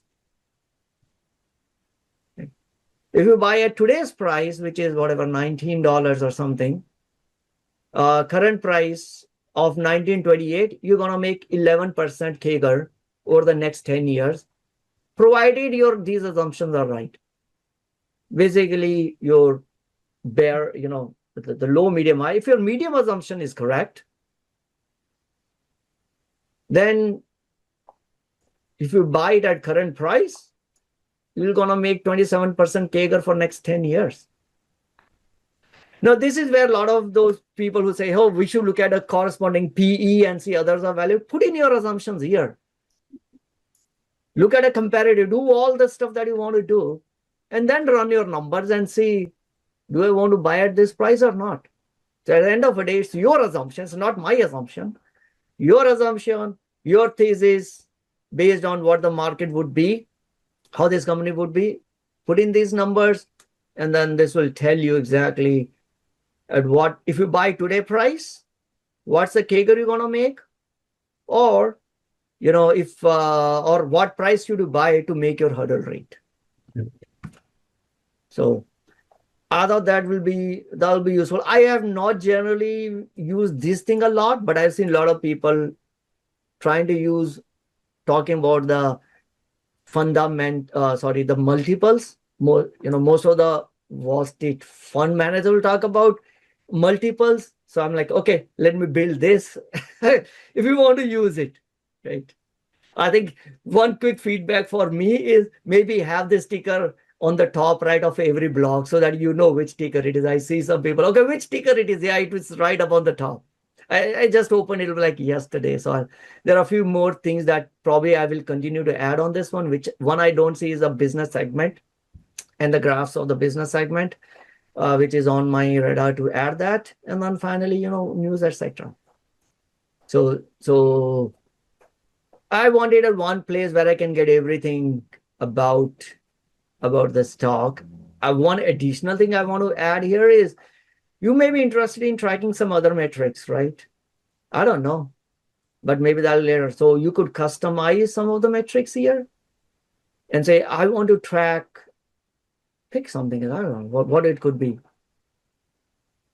Give me anything, like XYZ metrics, right? Like tracking real free cash flow, which is reducing stock-based compensation, is something that I want to do it. You don't see this in many of the analyst reports. But I really want to know, is the cash flow sponsored by giving stocks to your employees? Because in a really, really long term, there was a study done I think 2 months ago, I read that there was a research paper around the real cost of stock-based compensation. It's been very popularized by Valley, saying that stocks don't cost us, right? And that's why the Valley has been very generous in giving the stocks, but because it doesn't impact your cash in the really long term, because you will see these companies buying back the stocks, it does impact the cash flow, right? At a later point of a time. So I do want to track real free cash flow. And I want to basically, when you're calculating the free cash flow quality, I want to take it as a real free cash flow, not the one which is a made up. Like a lot of companies, if you take out their stock-based compensation, suddenly you will see the numbers that they report as a free cash flow could actually be negative. I don't like those companies. But if you have some metrics, you want to track it, sometimes later I'll add that. All right, so now we're ready to look at maybe some other stocks. CELH. Yeah, Jose says could be. Vivek, could I ask a question about stock-based compensation? Sure. Go ahead. Hello? Yeah. Oh, yeah. I don't know how it could be structured this way, but isn't there an argument that it can make that it can incentivize employees to help, to do their best to actually raise the valuation of the company and the returns to shareholders, as opposed to sort of being indifferent to the stock price? I think that's the whole point of why the stock-based compensation was instituted, saying, hey, it incentivizes employees because they become the owner of a business. And I'm with that. But if your question is not to subtract it, is that's where your question is coming from? What I don't like is people that the companies don't treat it as a cost of doing business. And when they report their free cash flow, they don't also tell that if we had paid cash instead of the stock to the employee, what would have been my net cash flow? Right? So let's say as an employee, you are granted let's say 100 RSUs, or let's say 1,000 RSUs every year, right? Now, instead of an RSU, if a company would have given a cash and you could have bought the stock for the market, it would have impacted company's cash flow. From an employee perspective, yeah, I could still buy it. Ignore that it's like, yeah, or company pays you so that it's nothing out of a pocket from you. It'll impact the cash flow. So I do want companies to pay attention, saying, okay, this is my without stock-based compensation. This is my free cash flow after stock-based compensation. From an employee motivation perspective, I think the jury is out there in terms of how much big of a difference does it make. I don't think, at least I've not come across any studies, and never tried to actively find a study which tells me either, on either side. So if we have some, I can look at it. But in either case, CEOs and the CFOs should consider it as a cost of doing business and should not be brushed under the carpet and saying, yeah, come on, free cash flow, because cash is not going out, so don't have to worry about it. Cash will go out later on. That's what my only concern. Yeah, thank you. Sure. And maybe if I can find out that research paper, maybe I can share that in some of our other meetings, which basically only looked at many of the companies who had given some general stock-based compensations to start with. When they start to become at a maturity level, they have to buy back a lot of stocks because of to reduce the dilution and all that. So those companies end up spending that cash anyway, and then they end up spending that cash at a much higher dollar value because the stock has appreciated. So if you're a long-term shareholder, not really great, wherein the company sold the stocks at a lower price to the employees, and then they bought by the same stock at a much higher price. So in some cases, it actually was a worse from an overall shareholder value creation perspective. It's a different way to look at. So anyway, so we're looking at what MRVL. Okay, okay, by the way, these earning reports, I'm still backfilling some of these earning reports.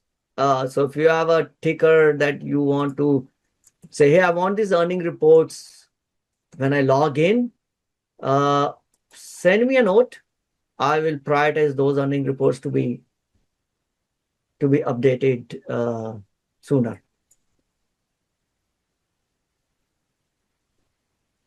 Marvel, I've never analyzed Marvel before. I'm talking about Marvel. Yeah, okay. Okay, I'll not go through the chart. You guys all know about Marvel chart anyway. And this is why I've not been able to, it shows up in the margins, right? These are low margin business. It's a huge revenue growth story right now. So Low average ROIC 5.98%. Cash flow perspective, yield of 0.41, cash conversion ratio is so much, and it's so less. It means a lot of the net profit is probably coming from a lot of other non-cash expenses, a lot of non-cash related activities. Doesn't score that great, but good revenue tailwind, at least for the last 1 year. Revenue. Last 1 year grew 42%. 10-year average 11%. Maybe now if this become a secular tailwind because of AI, probably will become a better business. Last 15 years of data doesn't tell me that it's been a great business so far. And maybe because we did not have AI then. Future could be different. So this is what the numbers are, one portion of your thesis. Now you have to bring your narrative for a future, which will be second portion of your thesis, and then say, maybe I think I will still invest in Marvell or scale up my position in Marvell because I think there are future revenue will be higher. Marvell has been able to command higher prices for their memory because they've been able to raise prices. So their margins will become higher. Their return on invested capital will become higher in future. And hence, I do want to take a bigger allocation. Make that decision being as an informed investor. Right? Memory business historically has not been a great profitable business from a margins perspective. Very recently, they got like 30% margin. Look at the margins for 15 years, 4.57% profit margin. Now, it's not a huge margin business. Right? Memory, storage, the prices were only going down in one direction over the last 20 years, which is southwards. Right?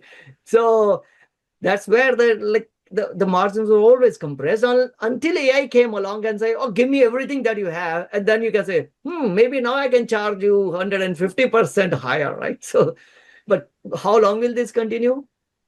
And the day it stops continuing, it'll get back to where it was like pre-AI tailwind stories. So the margins, Vivek, are because of the demand, they are raising the prices, right? Yeah. I mean, right now everyone wants it, and Jensen Wang will say, yeah, $100 stuff, I'll pay you $150. Just give it to me. But what's the difference between, again, I'm not technical, somebody over here may be technical. What's the difference between like a storage versus like a chip margin? So slight correction. I think I got. So here's a slight correction. Marvell is not doing anything in memory. It's not memory, it's not storage. Yeah, sorry. I got confused with the Micron. This is a different company. This makes ASIC chips. Right. This is same as a Broadcom. It makes a lot of chips for, I think even Google gets some of its chips made from Marvell. So it is more of that ASIC chip story. Sorry, I got both. And also, I got confused with MU. In addition, it also has a big strong play into optical interconnects, co-packaged optics, and so on. Yeah, so that's all I'll tell you. It's specialized in development engineering of integrated circuits. This offering analog mixed signal DSP standalone chip solutions, also Ethernet solutions like controller network adapters, single ASICs and all that system on chip, so on and so forth. And now it's been incorporated in the indexes, S&P and NASDAQ and all that. So that's why it's gone up. So why did the margin then increase, right? Same question I have, like what was bad about it before and why the margin had increased so dramatically? Oh, okay. So long back, 10 years ago, Marvell used to be like a periphery data internetworking company. So, something like, I guess, a local area network type company. So now they've gotten into this big margin stuff like, when you make ASICs, it takes 2 years or 1.5 years to develop one, and you get bigger margins with that.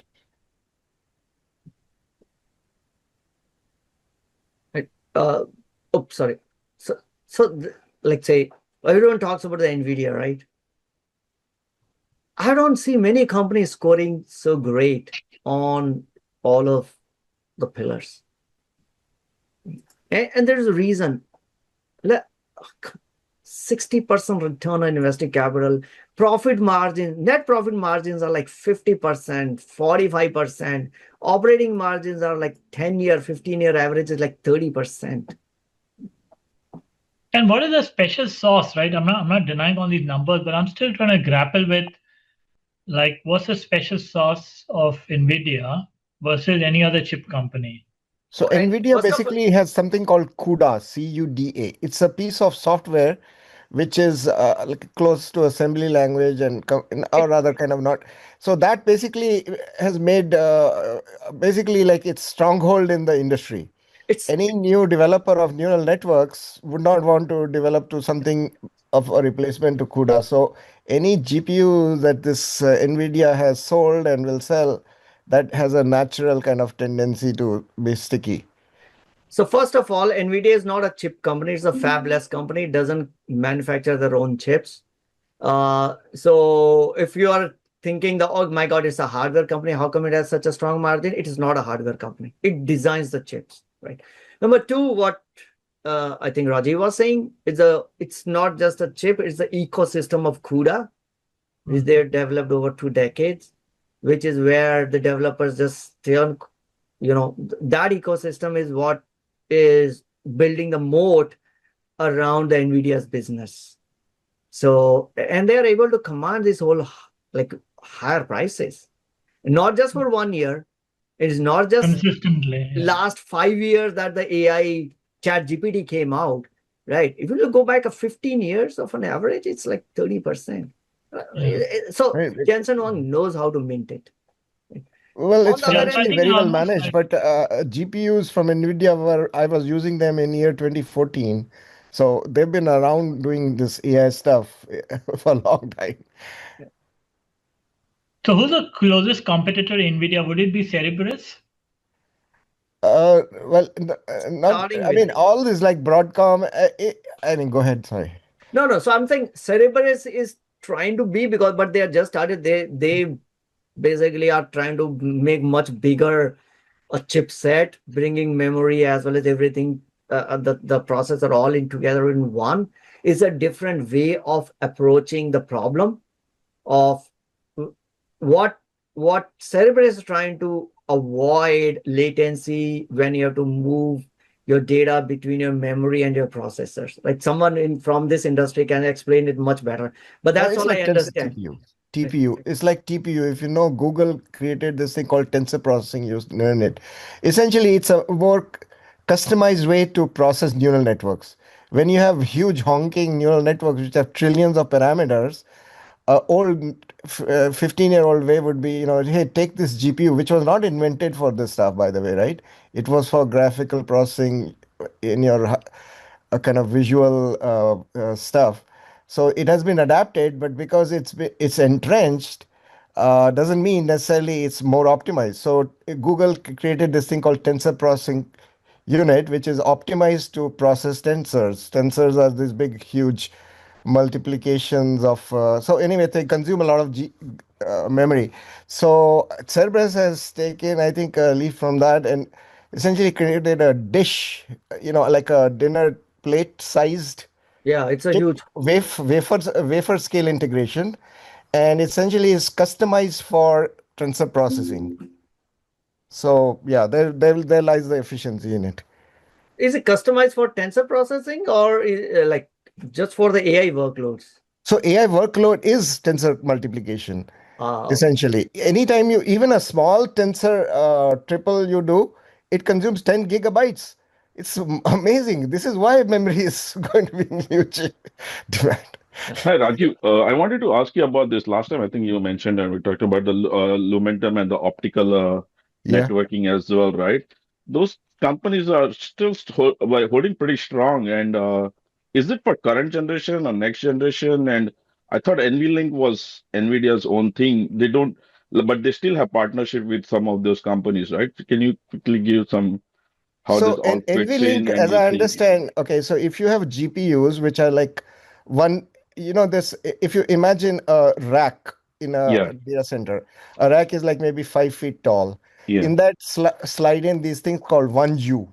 1U is yeah. like a little, like a 1 inch wide thing, which is like, say, 17 inches deep, and it slides in. That's 1U, right? Hmm. So imagine you have GPUs on every single of those, and you need to connect. Now you can connect using Ethernet, which is fine, or Yeah. very, very high speed. But then I think NVLink is in that realm. It's not optical. Now, optical Oh, it's comes not in when optical. you have Okay. to kind of Yeah. like aggregate more of these racks, Yeah. either in the building or like they are doing now across cities, across nations. So, That's what they're so, envisioning. so then NVIDIA has a product like Spectrum X, right? Which is to Okay. across the racks. So NVLink So I can understand can I can I from a in GPU, but they have a Spectrum X, also another product. so now let me clarify. So there's two concepts. One is scale up and other one is scale out. Scale out. Scale out. Yeah. Right? Scale up is NVLink, where you scale up the rack Right. with all copper, right? All copper, and then scale out would But be they are using also using optical. spectrum. According to Jensen Wang, they will be using optics in that as well. In the scale up, Yeah. yes, if customer prefers, hey, I don't need NVLink and I don't want to have a vertically integrated systems, right?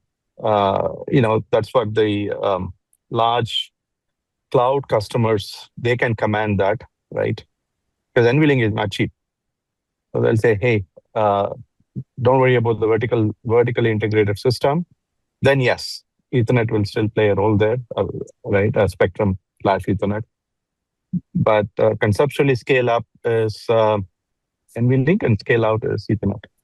It took me because I'm not from this industry, I'd never worked in this. It took me a long time to even try to remember this term. So I created this table, right, to help me trying to understand NVLink, InfiniBand, because like Jensen will talk about all these things, like and then the Spectrum X and what each one of does, right? So I don't know if hopefully this is correct or incorrect, but it has helped me to understand this scale up and scale out stuff.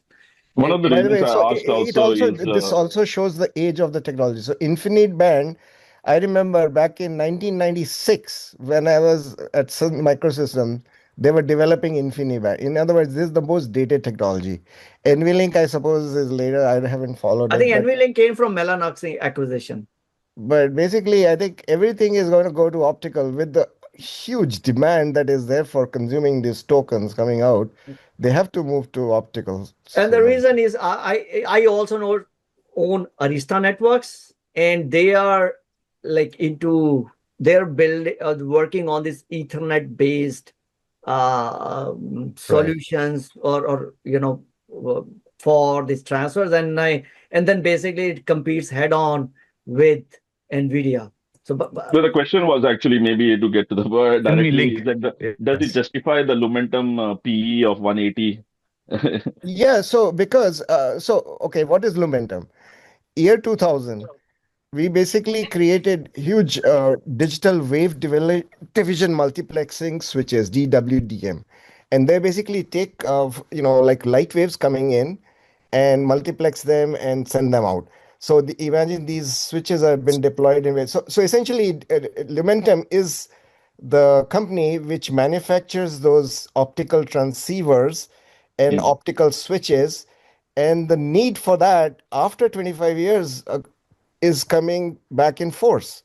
Okay. Okay. So basically there will be, if you believe the AI consumption story, that over the next 2 years there'll be enormous gushers of data demanded, then clearly optical will be the way to transmit that data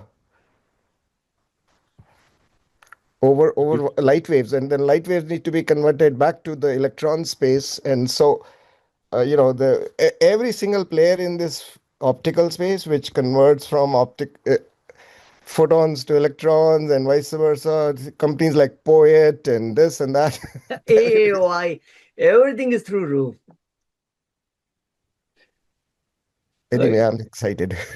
So, so, so anyway, so we went to NVIDIA. I don't know, why did we come to NVIDIA for? It looks good. Your numbers look 10, 10, 10, right? Yeah, that's why I can't get bearish on NVIDIA. I know the No, stock has clearly done it's a anyway. grandpa's stock for today. So in other words, if you don't want to worry about anything like Cisco Systems was for 5 years, Just buy Nvidia and sleep on it. No, it's not grandpa. Like, look, they are also having good revenue growth. So I call it a grandpa if they are good on a capital discipline, good on a real free cash flow, good on balance sheet, but low on growth.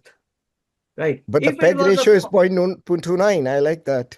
right, if it was a low on growth in terms of growth tailwinds is coming out to be, let's say 5, that becomes a mature company, no risky balance sheets, returning capital back to shareholder, generating good free cash flow, but no growth, right? That's like a grandpa company. Looking at a 10, scoring 10 on growth, it's not a grandpa company that still continues to grow at 15%, 20%. I think this is like what revenue growth is like 60%. That's not a grandpa company. These are like a venture kind of a companies, right? With grandpa like returns to shareholders. So I don't know why the market is still not giving it the valuation that it deserves. It is Because on they top of say it. that it's a 5 trillion market cap company, which is somebody was saying like probably 1/10 of the US GDP, right? So it's a very huge piece of our ecosystem. So to move that kind of mass, it will take a lot more capital inflow. I think people are just tired of how long can it continue to win. It trades as a lower multiple than where the S&P trading at, which is like crazy. If you think about that, it's trading at forward P of 14. Can you show the float in there, floating stock? Total. You have that measure here because I think so it's pretty high, right? So compared to Lumentum, for example, it might be a few 100 million shares outstanding. So those things can move very quickly. Yeah, those are all the momentum players. Momentum in Lumentum. Right? Come on, $100 billion plus free cash flow, no debt. Yeah, insiders not much of a buy, and then like earning reports is all great. I mean, this is where differentiate between the business quality and the stock. And now we're looking at implied growth rate of 17% free cash flow. It should be huge. Something very disconnect between. No, I think you put a finger on the right investment for somebody who wants to sleep soundly. I by all means would say buy this and sleep on it if you don't want to aggressively accumulate capital. So anyway, what's the other stock we want to go? Just a quick question, Rajiv. Did you say you worked for Sun Microsystem in 96? Yeah, I did. Gotcha. No, because Sun is what I equate NVIDIA to quite a lot, except the CUDA. Like Sun, I don't think had such a mode that NVIDIA has. But that was the cautionary tale for the 2000 bubble burst for me. And seems like NVIDIA is kind of the same path, like the same pick and shovels for the AI, how Sun was for the internet back in the day. How do you equate Sun's history with NVIDIA? And No, apart from I the was mode, and yeah, in like, the yeah. so basically I was in the data networking slice, and therefore I was in that slice of Sun Micro, not in their computer server or Unix and blah blah. So anyway, but these statements are very general, man. Like Sure. Yeah. you have to basically. I think I'm bringing in my kind of like judgment and sixth sense, having been building those data networking kind of hardware systems in the electron as well as the photon space, to see where the demand for this tokens and all will be filled from. And so I come from there. Otherwise all these words like moat and all that, they're very gross terms. You cannot really make use of those to invest. You have to use your judgment. Okay, coming to SanDisk. Someone asked SanDisk, don't kill me. This has been a story stock, right? Numbers are numbers. This is all history. So if you're invested in SanDisk, invest based on the narrative, what is in future. Future. Right? Strong balance sheet, capital expenditure super high as compared to the operating cash flow, right? Whatever they generate in terms of the business, they have to reinvest everything back in capital, in CapEx, right? No free cash flow left because they have to reinvest back. Growth, maybe this last year they have had a growth. Overall, looking at last 10, 15 years, not much of a growth, and almost not much of a moat looking at past 15 years, right? So there you go. or they're not even around for 15 years, right? Margins are will all negative. What? so this is all growth story. Uh, okay, so this like 2025 growth was only 10%. Maybe it is only 2026 story of growth. The company hasn't been around for much longer because this was like a spun off from, I think, Western Digital and all that. There's some story around that. So yeah, unless I'm super sure about the future of AI and that this will continue to grow, this company doesn't have much to show for from its past. Right? Now, given the fact that they were able to did they also raise prices and all that stuff? But story could change because of the AI narrative in future. And right now, all your investment thesis should be based on how confident are you in terms of that your version of AI future being played out. If you are fairly confident, scale up your position based on your confidence in that one. This company, based on the past, has nothing much to show us for. It didn't even have a longer past. It's been around only for 5 years.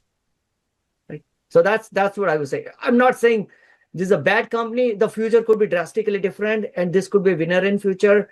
But then you need to have a very strong conviction about your version of future, which could be different from someone else's version of future. That's why investing is so interesting. That's why I cannot tell you what stock to buy, because your version of future and my version of future could be very different.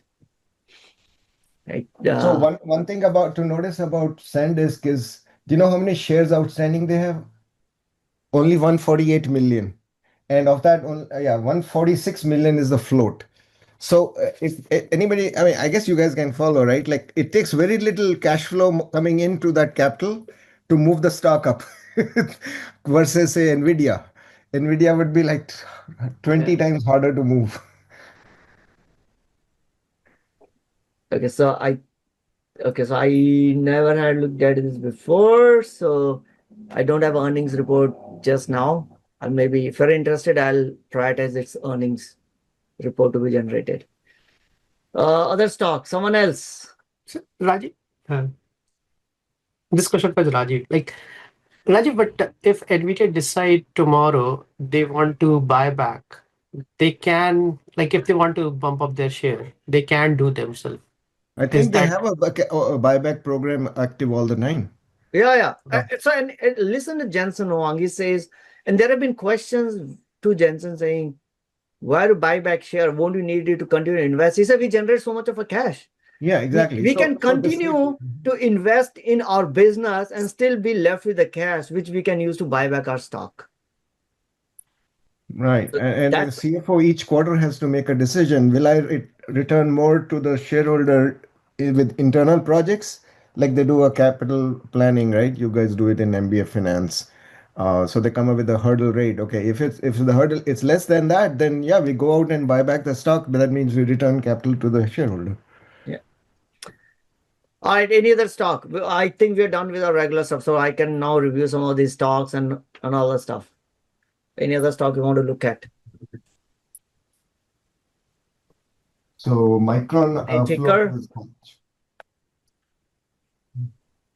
No more tickers. Broadcom, AVGO. Broadcom, I think I also tweeted about Broadcom after reviewing its earnings.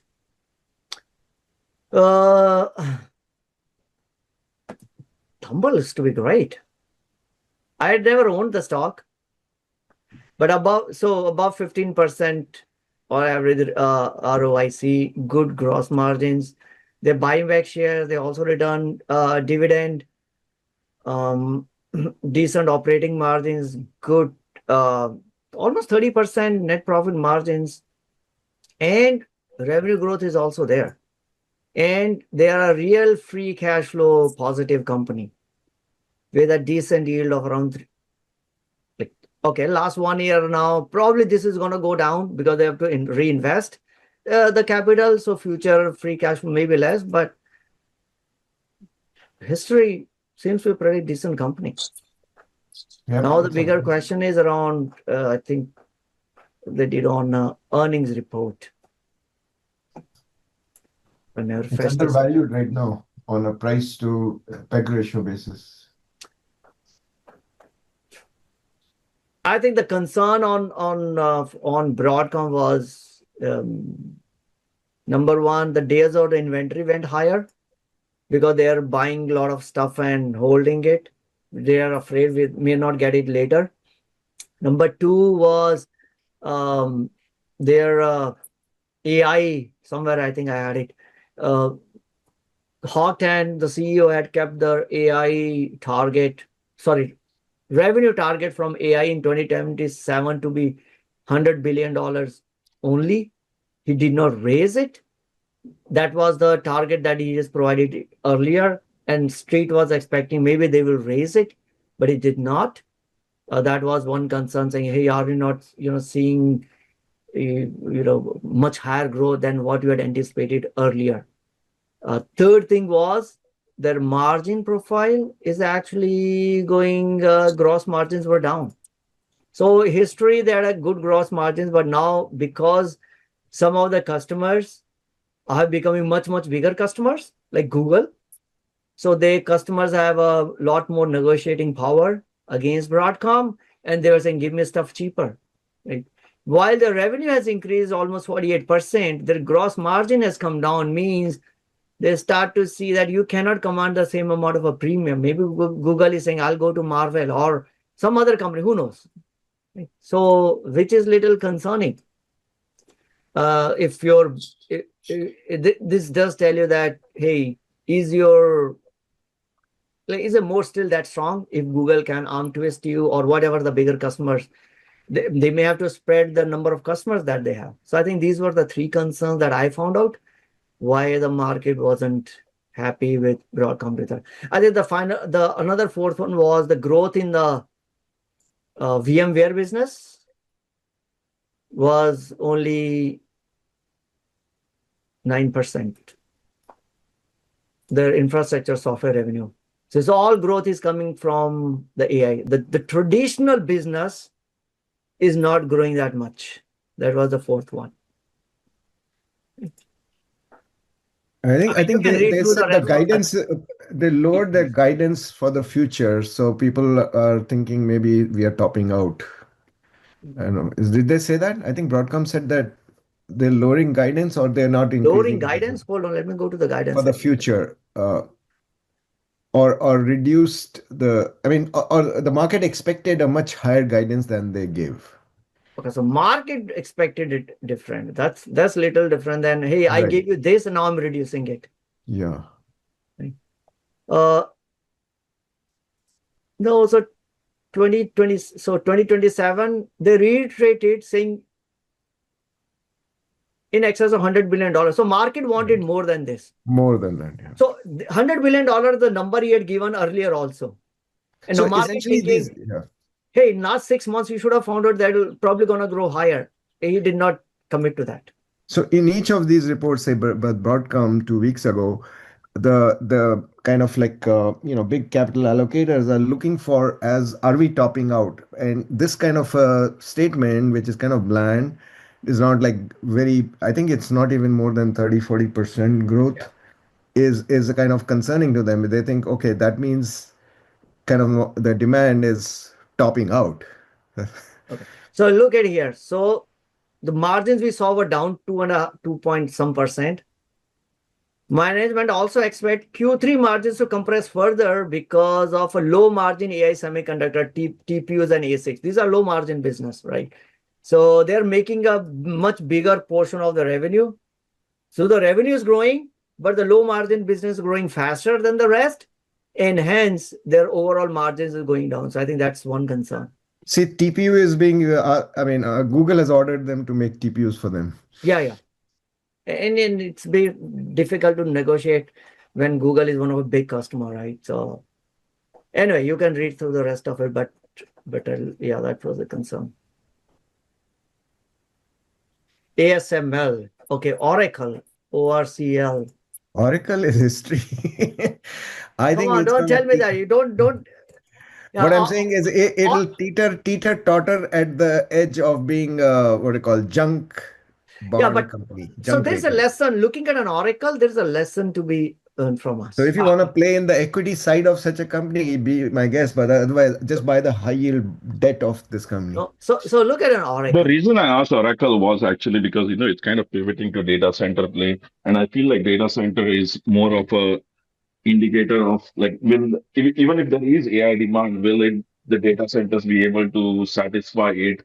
And even if there is demand, the supply constraint will kind of be the thing which will, Yeah, so it's a create a turnaround pullback. stock for that data center, not a growth stock. It's a No, turnaround. so looking Okay. at Oracle, right? So when I looked at Oracle, I'm like, wow, there's a lesson to be learned from this one. One is look at the balance sheet, and because they've taken on debt, suddenly if you look at the debt, What's the increase, yielding? and the Do you know? interest coverage has gone only 4.77, which is very low, right? Capital discipline, because they are reinvesting a lot of capital back in capex, and you should see in the numbers, capex has increased suddenly to 170% year over year, 3 year like 104%, because they're building all these data centers, right? So it means for all the revenue growth that we are seeing, which is like a decent. Last year they grew, this is like end of 2025, right? 17%. Maybe this year they'll grow 25%. Who knows? Oh, that reminds me, maybe I should. I read somewhere their ROC is like 600 billion. And no, that's RPO. RPO, sorry. $638 billion something, which is, but to get that RPO, you have to also invest, right? If you have to invest $400 billion for it, what's left out? You cannot just have a backlog and not fulfill it. Yeah. So market went crazy, and I talked about this RPO when the stock went up like 30% higher on this day. Dude, these are not the signed ones. You people those contracts can be, customer can come back and say, oh, I don't have money to fulfill these contracts, and that can be nullified. Please, I didn't understand why the street went like market gave like 30% higher. And we talked about it in the meeting. RPO is different than your revenue. It is what it is. Anyway, so. And I think, okay, so everybody probably knows this thing called book to bill ratio, which has been, staple for semiconductor sector. For semiconductors, it's been there for 40, 50 years. That's very different from this RPO crap. RPO is fictitious.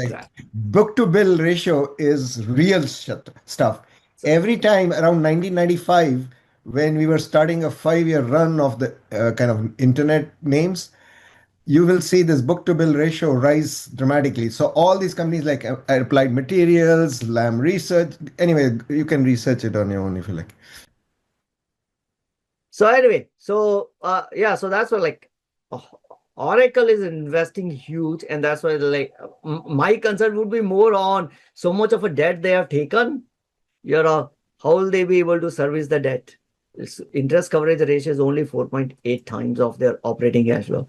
And thing that I don't like is you could be a growing company, your revenue could be growing 20%, 25% per year, and then suddenly you'll stand up in a bankruptcy court because you could not pay off your loans. Target पहले जाने तो पहले जाते हैं. All right, Asif, I'll put you on mute.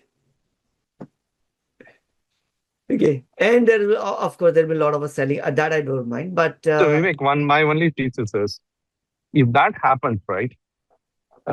It's like a couples, right? The whole thing will melt down. Like it's not just Oracle; everybody will melt down. Yeah, but if you are not leveraged, you will survive. That's a difference. You don't realize everybody leverage in this. No. Let's look at Google. Right. I know Google. Or let's look at Micron. Look at Micron. It's not leveraged. It's very high growth. It's very undervalued.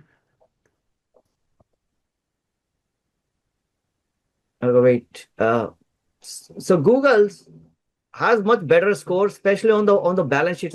So one thing that I've realized after years of investing, in terms of when the economy is doing good, everyone is looking at P&L statement. That matters as an investor.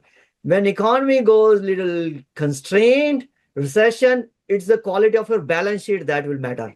We don't pay much attention to balance sheet. I never used to pay much attention to balance sheet unless in 2022 we started seeing a lot of companies. What happened?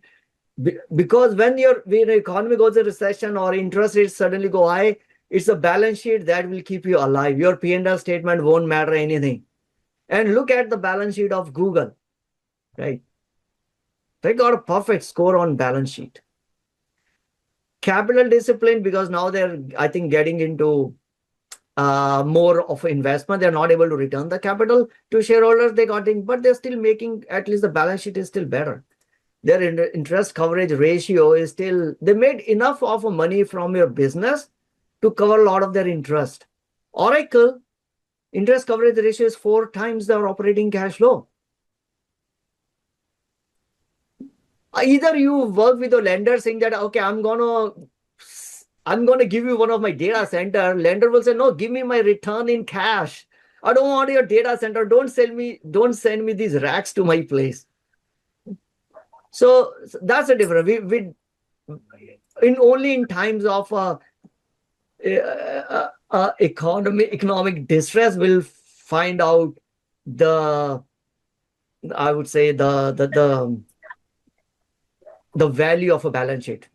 Otherwise, everyone looks at P&L statement. Yeah, no, I agree, Vivek. Yeah, but the problem is that many of these guys are being off balance sheet, what it's called, right? Off the books balance sheet.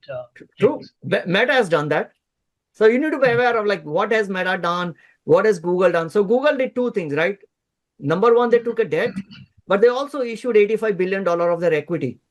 Yeah. They took a hit on stock price, but they didn't want to, go too much heavy on debt. Why did Oracle not do it? Or maybe Oracle did it. Like now Meta is trying to do the same thing. Meta says, maybe I will not take more debt or I will finance some of these operations by selling my equity. Right. But Meta has another one, which is like, I would say between Google and Meta, I'm a little more concerned about Meta in terms of how they're financing something which is off their balance sheet, but through an SPV or through a middle entity that they've created. But these things will matter in a long term. But I would rather more faith on Google, just looking at these numbers and the growth, than on Oracle. I just can't pull plug on Oracle given the fact that they have leveraged their balance sheet so much. Has that happened before? Like, a company that's levered seriously, but then they did well. We know some of the horror stories, but then they did well. Isn't it how American so it does capitalism happen. work? No, that does happen. This story, this whole leveraging your balance sheet was popularized by John Malone. It does happen if you have a very stable, continuous growth, or not growth, continuous stream of your income.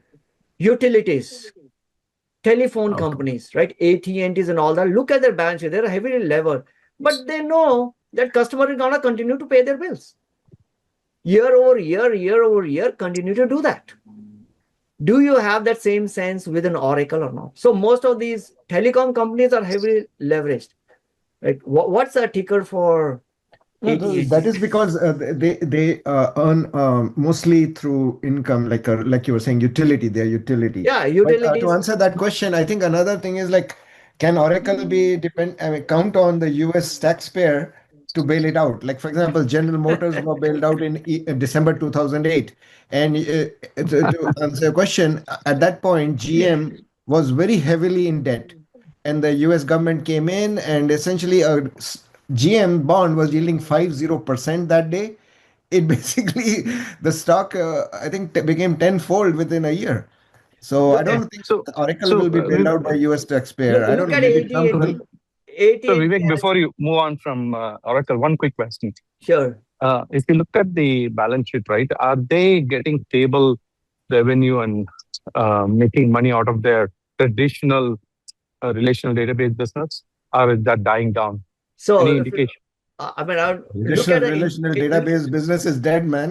look at interest coverage What has ratio. been growing is what's called columnar databases like MongoDB and blah blah. Hold on.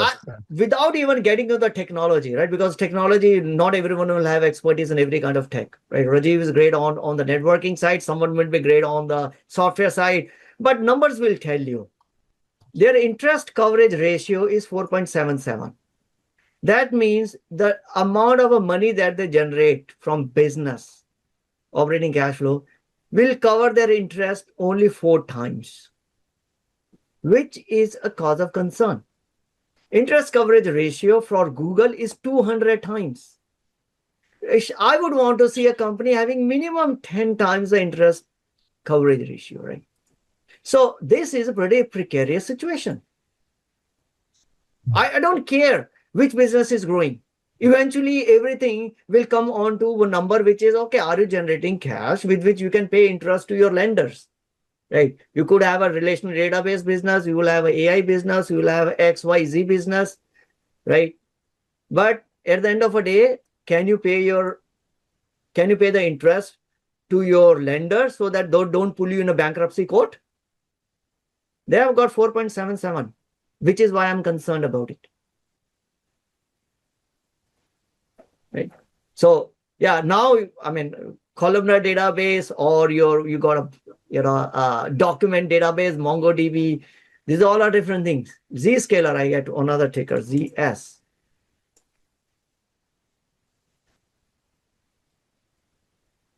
Wow. Jesus. What happened to Zscaler? It used to be darling. I'm curious why. I mean, I was short this stock, and I was curious why people were so hot on it. But in any case, like the AI, substitution fancy has gotten into. Oh my bringing the stock God. down. Okay, what the heck? I should have had this much, built this much sooner. Because now before investing, I should go back and look at how do they. Okay, it's only a revenue growth story. From 2021 to 2024, all of these, many, I would say, cybersecurity companies came out, right? Zscaler, Netflare, and so on. And I think they were built on this thesis that nobody can replace them. Now the revenue is slowing down from like 10-year average is 47%. Now the latest one is 23%. So it means the closer years, the recent years, the revenue growth has been much slower, right? And of course, no net income. It's only the revenue growth story because you don't generate any income. And your balance sheet is not that great.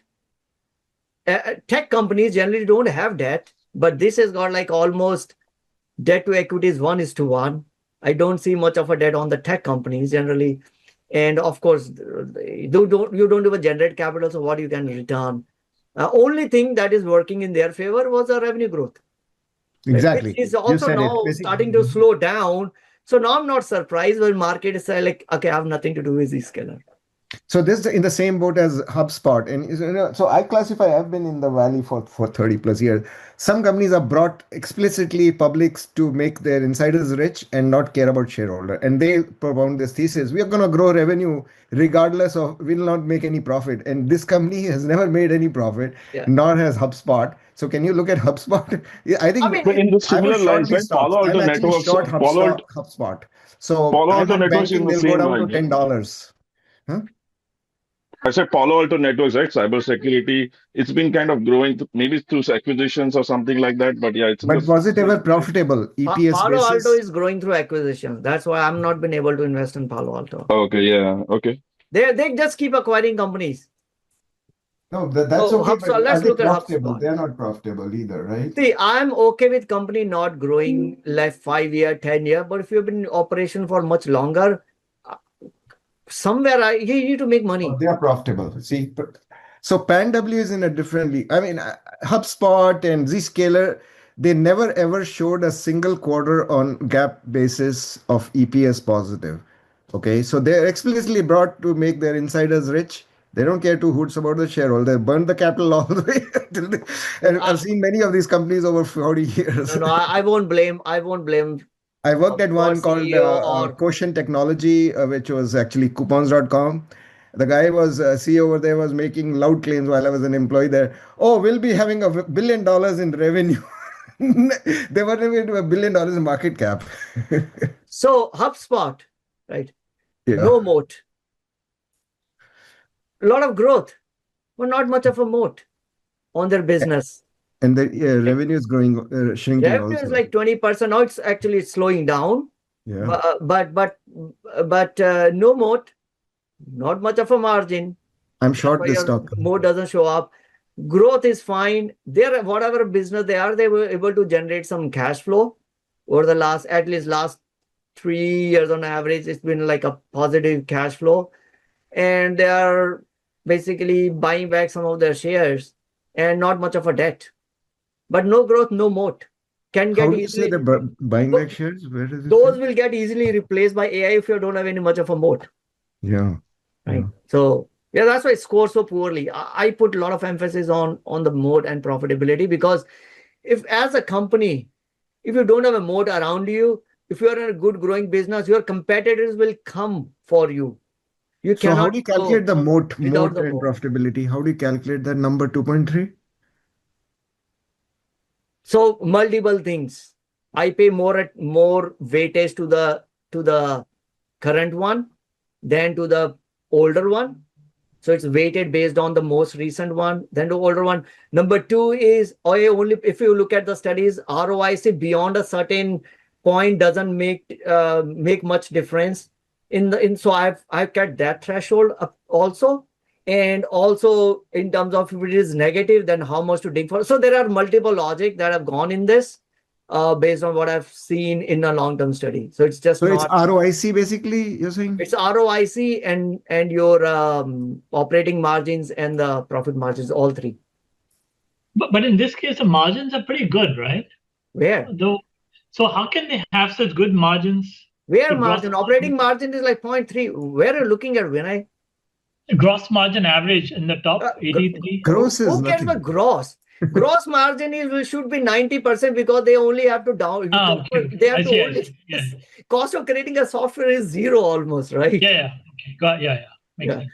So this is where you should look at operating margin and all that stuff. Yeah. Right. And now PEG ratio 0.01. Yeah. No, there's no peg because they have never had an E. I don't think. Can you see in these quarters any time they had an E? I mean, they looks like for last 1 year they're like 1% profit margin. We want to look at a quarterly. Not on a gap basis, right? That's a No, net profit will be gap basis, right? So it's not a. So if you look at where's net income? $5 million net income somewhere. Oh, 1 quarter they swung into a profit. Wow. Okay, that let's is go back amazing. all the way to 2016. Negative. I've been short the stock for 5 years. Yeah, never made any money. Right. I guess Vivek, is the moat score is 2 point whatever out of 10 out of 100? No, 10. If this all scores are out of 10, it's a 1 out of 10 on these 5 pillars. Right. Which one has the most moat in your analysis so far? Again, NVIDIA. We just showed it, right? I've not done that. So that's why I want to now, what I want to do is, again, on the same one, look at S&P 500 companies and then rank them order in terms of each individual pillars and then the overall composite score, right? Because moat is great. Let's say if you have a moat in your business, but you're already 100% or 80% of the business, there's no growth. Me coming today has got no value increase for me. So again, these things are not to be looked into in just in isolation. You need to basically build your thesis looking at all 5 of them, right? I could be grading 10 on moat, but if on a growth tailwind, it is 1, it means I'm in a dying business. It's like I built a fortress, but in a desert island, no one is coming there. No tourist is coming there, right? So business is not going to grow. So that's why I want to look at the individual one, but then a composite score. But I have yet to build it. So far I've done only at individual companies. So someone asked, can you look at ASML earlier? Like MasterCard probably will have a huge moat around it. ASML. Another great company. And this is the equipment manufacturer. It's a EUV lithography equipment 2.7. manufacturer, right? And huge moat because it shows up in their ROIC. Even though the gross margins are less because it manufactures the stuff, you just can't copy and paste the stuff. You have to spend, your cost of goods is higher, but then ROIC is still higher. Look at their profit margins are like software company profit margins. Right? Only where it stores little less as compared to rest is because I have a minimum, I think 15% I want to see is a revenue growth. Others is like, hey, revenue growth is not 25%, 30%. It's only 16%. I know what happened in the last 1 to 3 years because of the China stuff. If US says you can sell your UVs to China, this revenue growth going to go up. It'll score even higher. Capital discipline, great. They are buying back shares. They also do dividend, and they are also generating decent amount of free cash flow. Pristine balance sheet, looking at they don't even have much of a debt. Debt to equity ratio is 0.14. I would rather invest in these kind of businesses than the low quality businesses. How about ARM? Can you check? Is it a right valuation? That's where you go at the valuation and see is market like already giving them too much of like pricing in too much of free cash flow growth and all that stuff. That's the case, then you look at your valuation, right? Market is thinking that it's going to grow at 26% free cash flow for next 10 years. Historically, they have done 25%. But if you think they need to invest more and 25 will become 20, keen your value, then the market is currently overpriced. Right? But it's a good business. Sometimes people or the market could be pricing it way higher than even a good business could be, right? So that's why valuation is a little later. I don't want to buy a bad business at a cheap valuation. So I want to first look at the business side. That's why I put the business score on the top. Then I can see, should I buy ASML today? I will not be buying ASML today. The market is thinking that it's probably continue to generate these huge amount of cash flow for the next 10 years. If I'm wrong, I'm wrong. But I think I would rather wait for it to cool down before I buy it. Maybe. So Vivek, what is It's kind of overvalued right now, ASML. They say there's 38. So if I'm assuming that the free cash flow is going to grow 20% for next 10 years, and then after terminal growth rate will be 3%, you basically do your DCF, says your intrinsic value today should be 147. It means currently it is 38% overvalued because today it is trading at 1863. That's what and the forward peg ratio is 1.7 according to me, my calculation. So that's essentially what it means. Or maybe I go back and see what am I missing in the growth? Maybe China plus something else, they'll continue to grow 25% or 30%. Based on our assumptions, the values will change. On the other hand, ARM is undervalued on a forward basis. Sorry, someone had a question. So just want to see how your algorithm calculates, right? What about Apple? What mode do you get for Apple? Let's go. Just curious. He's looking at return on invested capital, which is both equity and debt capital, right? Yes. 9.5. What Apple doesn't have is growth. It doesn't have a growth. And then I think it's taken too much of a loans as well. So it got dinged on the balance sheet and on growth. Apple it will be like Microsoft. business. Just one question. So you're saying it's calculating as 9.5 as a mode, but really Apple doesn't have a mode right now compared to Samsung. Why are they able to charge $1,000 plus for their cell phones? True. But I'm saying in innovation and where they have Samsung and all that, right? So I'm just trying to see. You don't consider that? No. These are all stories. What you're telling me is a story. Samsung or Galaxy. Show me in the numbers. That is not showing up in the numbers. They are able to generate 30% net profit margin, 30% operating margin, 50% ROIC. I don't care Samsung, Temu, whatever, all other cell phone providers. It has to eventually show up in the numbers. Wow, Despite all that 51% ROIC. competition, Wow, that's amazing. despite That's all that competition, Apple is able to generate gap 30% net profit. Okay.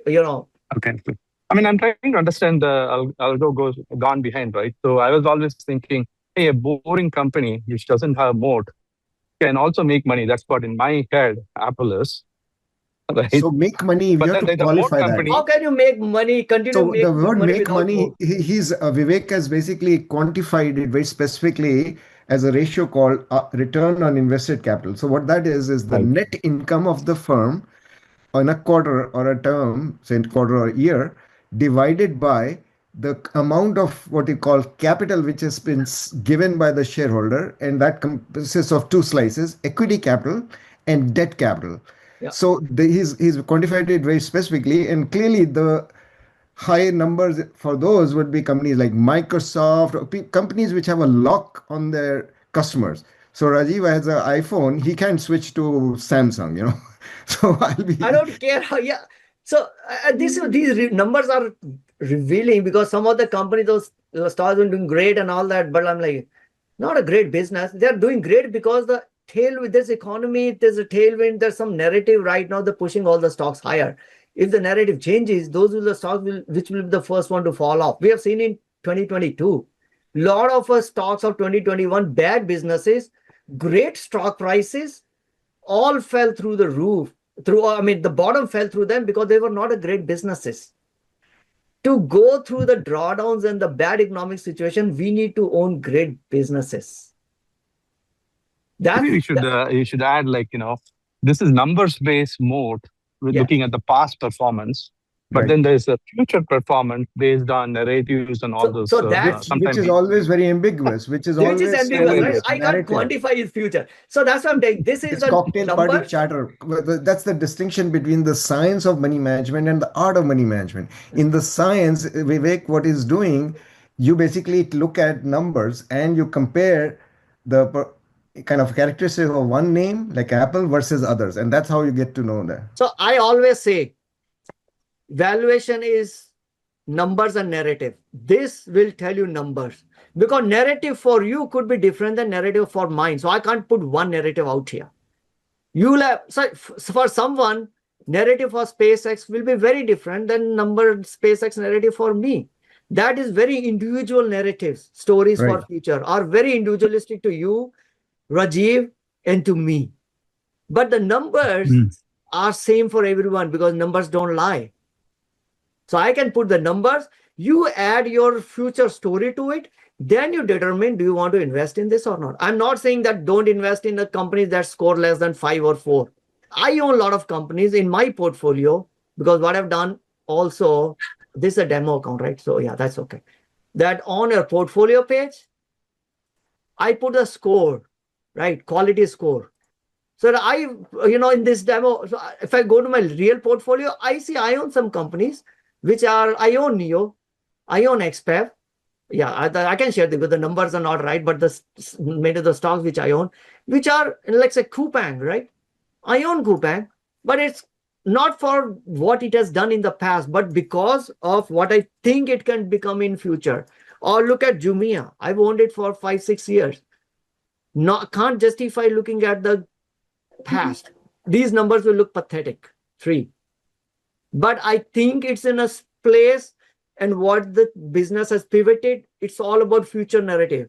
So it helps me, and you probably, hopefully you, to position size it accordingly. I cannot put my kids' college fund in Jumia or my mortgage payment in Jumia, because it's all about future. Even though I'm very optimistic about future, I don't know future, right? I can position size Jumia accordingly. So I think just clarify Sridhar's point about moat, right? Because moat is what is existing right now. And that is very easy to see from the numbers. Like, no matter whether it's innovative or not innovative, just the fact that its margins are so high, which means it can charge and people are still paying. If people wouldn't pay, their margins would crash down. Like HubSpot, for example, like the operating expenses take more than what they're making. That's the reason they're negative. By the way, I checked, Rajiv, the reason they had some positive income last couple years is because of non-operating income. They literally got interest on their cash and cash equivalents because the interest rates got high. That's the only reason they're in the positive. So you should look Otherwise, at they would still operating be income. negative.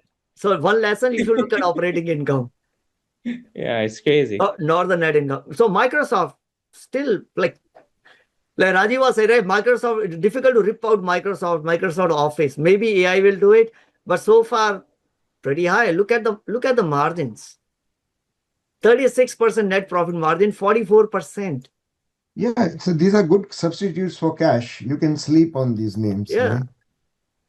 So now But they are not narrative. going to be growth accumulator stocks. Now, narrative, you can bring, oh, AI is going to disrupt everyone. We're going to create our own Excel sheets, or we don't need Excel sheet. Agents will just go and query them. Why do I have to store the data also in Excel sheet? Right? Sure. Then you can tame down and say, you know what, I don't want to make this 10% of portfolio. Maybe I'll make it 2%, 3%. That's where you have to bring in your narrative. But I mean, you were talking about, I kind of found it very interesting that Warren Buffett all of a sudden doesn't own any BYD. So actually, I started buying BYD after he sold out. And according to random stock analysis, stock comments, BYD is not the loser since it owns the whole spectrum of the EV industry, excuse me, yeah. Yeah, so I mean, yeah, they solo BYD for whatever reason is, but BYD is I mean, they own the whole EV industry. The question that we need to ask is, sometimes the economics of industry are such that even if you're a biggest player, there's nothing much of from a return perspective, because you have to invest so much that there's little left for your shareholders. Remember, we are a shareholders. We don't get the top line. We don't get revenue. After revenue, your employees get paid. First of all, you have to pay for your vendors. They are the first one to get paid. Cost of goods gets sold is deducted. Then you have to pay your employees, all your operating expense to run the business. Then you have to pay your lenders for interest, all the debts you have taken. Then you have to pay the government, or maybe government come first and the lenders, right? Everything done, whatever is left is what come to us as a shareholder in the long term. That's how we should look at our business, right? BYD own the whole EV space, let's say, great. But making EV so tough that it consumes a lot of capital itself, what comes to us could be trickle amount. So then we need to think accordingly. And maybe Warren Buffett is thinking auto industry in a long term is a very low margin business. Long-term average of auto industry margins are 4%. Would you want to invest in a business which is like generating 4% margin? I would rather invest in treasury bills. That'll give me 4%, 100% guaranteed. So depending on the period, some period could have a better growth than rest. We have seen in Tesla. They had a margins like 20%. Now they're combined to the realities of the business, which is making auto is a low margin business. Now they are back to a single digit margin business. That could be a reason. So you could still be the biggest and the baddest player in an industry, which itself is a low margin industry. So as a shareholder, there's nothing much left for me, which you will return to me if I'm thinking purely from as a owner of the business, right? So that's why I don't know why Warren Buffett. So I still own BYD a little bit, but it's a very small portion because it's an auto industry. I'm not going to make it a huge portion of my portfolio. Looking at this was what? MasterCard, right? Huge moat. There's only MasterCard and Visa, and I guess their profile will be the same. Right? Huge margins. What happened to the balance sheet? What they've taken so much of a debt? Yeah, their debt is like $19 billion of a debt. But again, now should you now not invest in MasterCard at all? Hey, people will continue to use their cards. So I guess and then the MasterCard will continue to generate some minimum amount of a cash flow quarter after quarter. So maybe in that case, having interest coverage ratio is good enough. So I don't think I'll be worried about this balance sheet right now. But overall score, that's why you look at all, they still score pretty nice.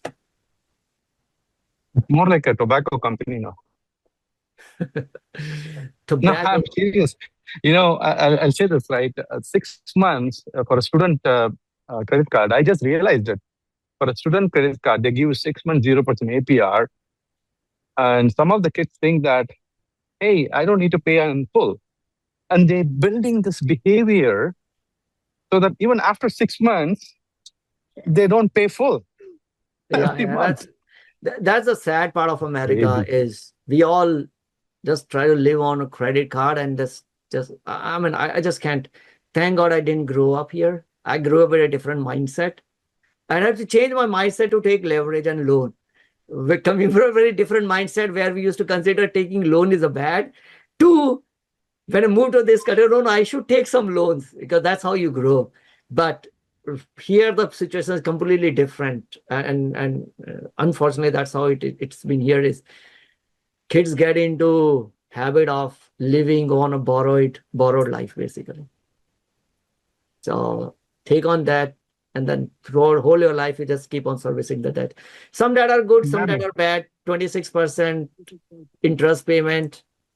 That's like a loan shark kind of stuff. And hold on, I got Adobe. Adobe will rank. So again, Adobe will be a great stock to look at. Great history. Will rank very high. But narrative is what matters. AI is going to eat Adobe. Right? So these numbers will look too high. If the number continue for next 2 years or 1 year, it means the narrative is false. But because the narrative just started to come in, so I want to discount these numbers. Like last 1 year, I mean, numbers are all fine on Adobe. Right? What's causing the SaaS apocalypse is a narrative that there is no way they will be able to sustain these numbers in future. So I will wait maybe for another year to see if they are able to sustain it, and then see if the market is still punishing them. Probably then the market would have been wrong. But history of Adobe is great. Hey, my PEG ratio on Adobe is 0.58 on a trailing basis. I don't know, yours is much higher. Good amount of free cash flow. But I think the other concern, Adobe CEO and CFO both are leaving. So you got to be a little careful around that. What the heck is happening? CFO leaving for green pasture. So, but you know the story around the CFO? He probably, I think going to Marvel, right? Or some company. Yeah, it could actually be a bullish because he came from Applied Material and he left Applied Material right before the semiconductor and all the stocks started to go up. He came to Adobe when Adobe was at the top, like $600, and the stock went down. Now he's leaving Adobe to go to another company, Micron, whose stock is at the all-time high. And maybe this is a good sign for Adobe. He always catches the wrong wave. Sorry, not a dinger, but you can't time the market. He's a CFO and he came from I think AMAT, Applied Materials. And after he left, the Applied Materials took off. And he joined Adobe. Adobe like stock started to crater. Right? So, but yeah, that's all. So he just joined, looks like. He must have just joined Adobe then a few years back. Let's find out. I don't know.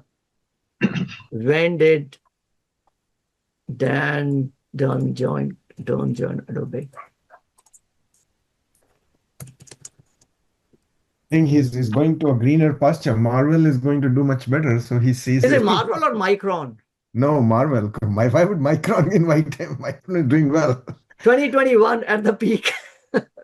No, I knew he's going to one of the semiconductor industry. Forgot which one was it. So he joined in 2021. Yeah. Let's look at. Maybe you could add it to your scoring system algorithms. Yeah, Adobe was like close to 500. Just before October 2021. Yeah, so yeah. as I was saying, like $600. from 2016 to 2022, I could never get why these SaaS companies were growing so much into stock price. I never have appreciated the financials of those. So anyway, I missed the boat of joining as an employee these companies like Adobe or Salesforce, and I was short these companies like HubSpot and all. So I think there's a reason for it. You know, they're not that durable businesses, honestly. No, only AI now because of AI. I think earlier they had a huge moat around that Why? whole Photoshop and all that stuff. Anyway, that's a longer discussion. So, what else? I think there was ServiceNow.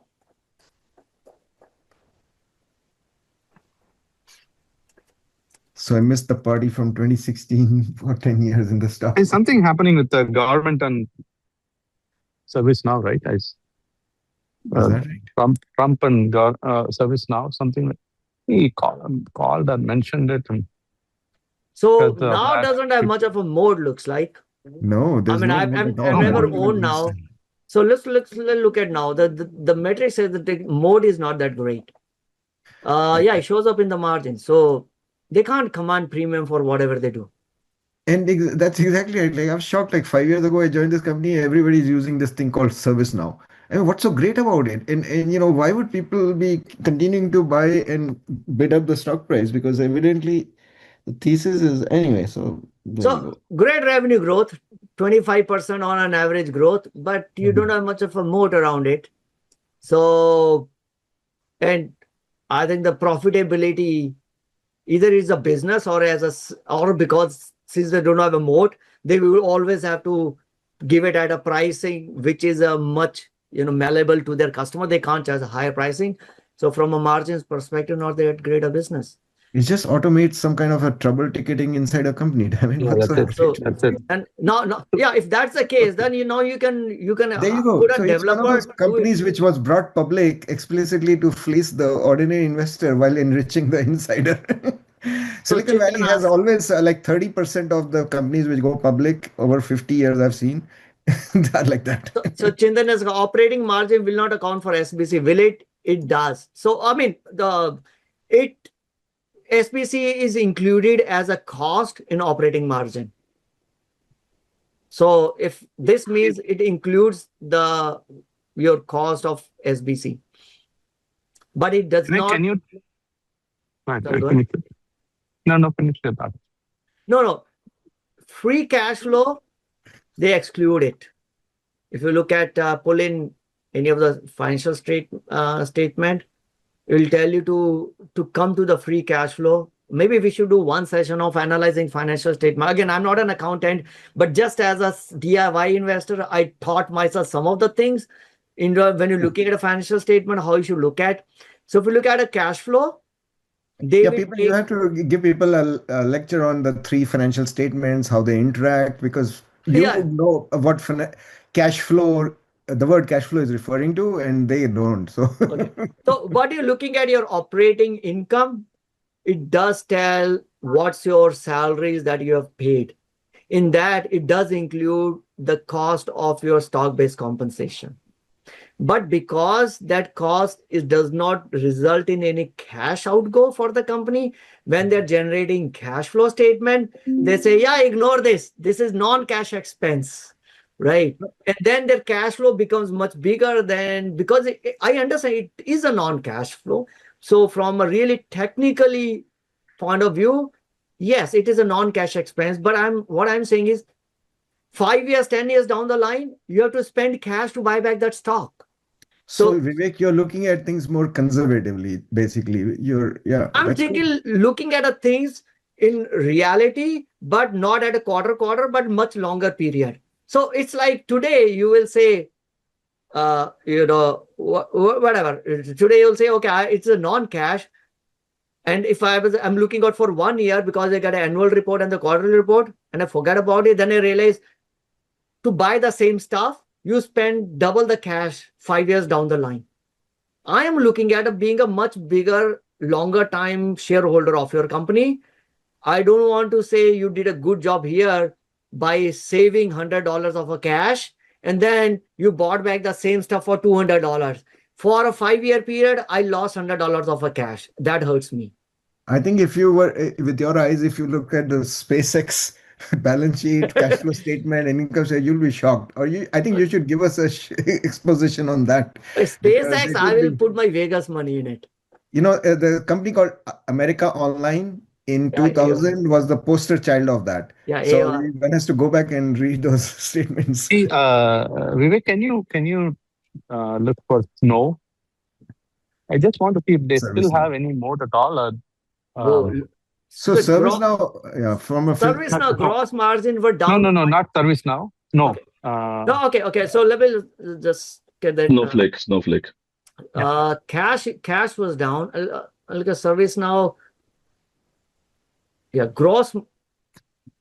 even though the gross profit went up in dollar term because the revenue went up, their margins were down 5%, which is huge. For a software company to be down in 5%, it means they may have to give a lot of discounts. Professional services margins were down. So clearly their mode is being breached. ServiceNow. Sorry, which was the other company? Snowflake. No. It's very overvalued, but it is growing, so that's good because Dude, they this do Snowflake have was the a first company which, when I reviewed the S1, I'm like, what the heck are they talking? And number two, when it came public, it came in during 2021, that time frame, right? right. And they had mentioned in their S1, I still remember, that their overall TAM will be close to $80 billion, $85 billion. And right out of the gate, the market cap was already like more than that. And it was being traded at a 80 times sales or something. I'm like, what? And now SpaceX is trading at 100 times sales.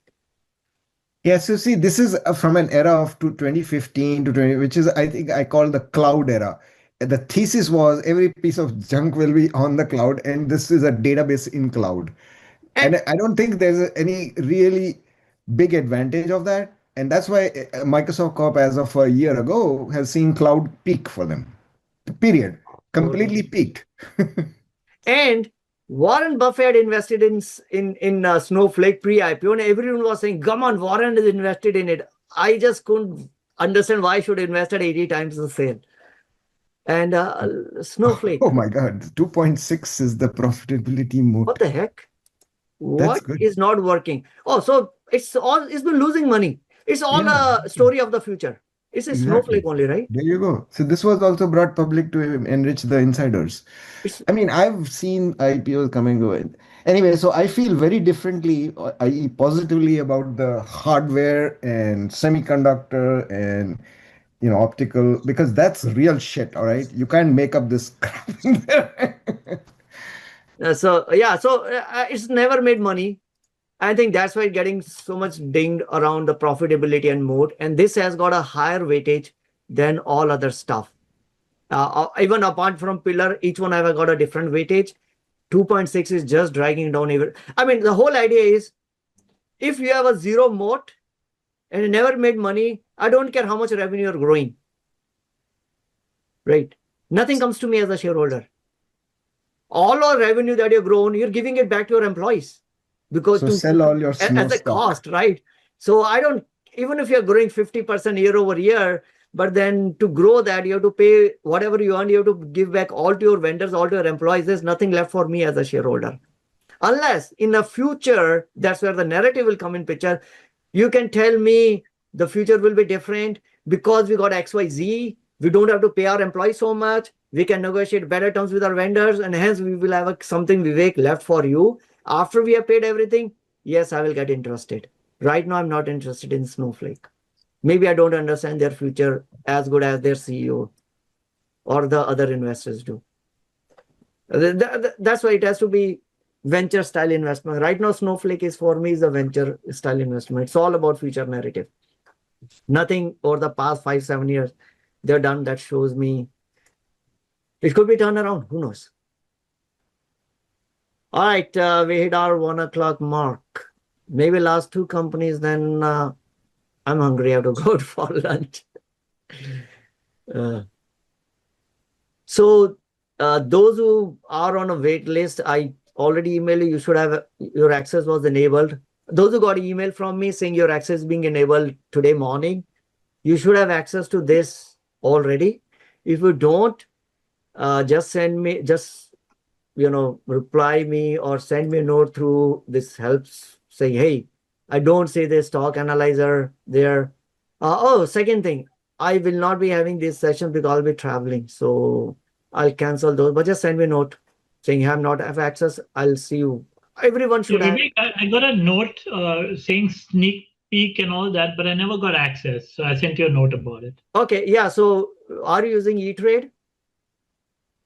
No. Are you on Fidelity? So people who have Fidelity, Tasty Trade, Schwab, they should have all been received an email from me saying their access is being enabled as of today morning. No, but I thought this is an independent. What is this related to the brokerage? I don't understand. This No, is no, an no. independent. Okay, Vinay, do you even have created a user ID on option key? I cannot enable if you don't have a user ID. You may be Yeah, calling I me with that. created one. Yeah, I created one. Using the same email ID that you used to put on waitlist? Oh, okay, I see. No, I didn't. Oh, then No, I would sorry. not know how to.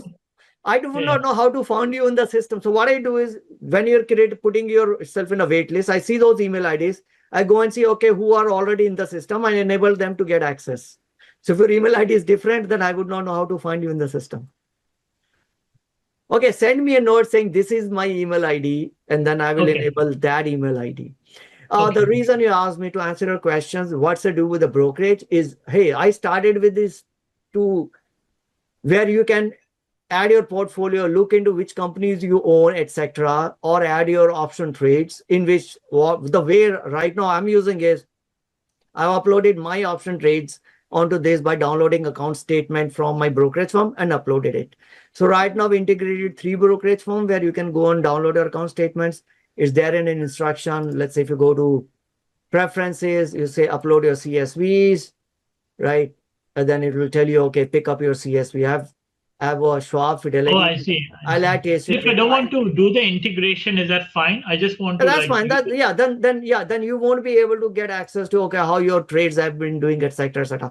That's fine. Yeah, this is for me. I'm heavy on options, right? So I need to know, and I was tracking all those on Excel. So I built this as the first one, and now 13F Analyzer, you can use it. It doesn't need any of your trades, or you can use the stock analyzer because hey, that's has nothing to do with your own account, but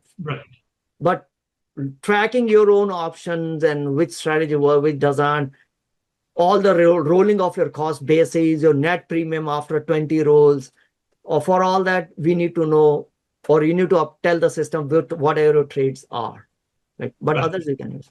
Yeah, so that's why you may not, if your email ID is different, then probably I couldn't find you in the system.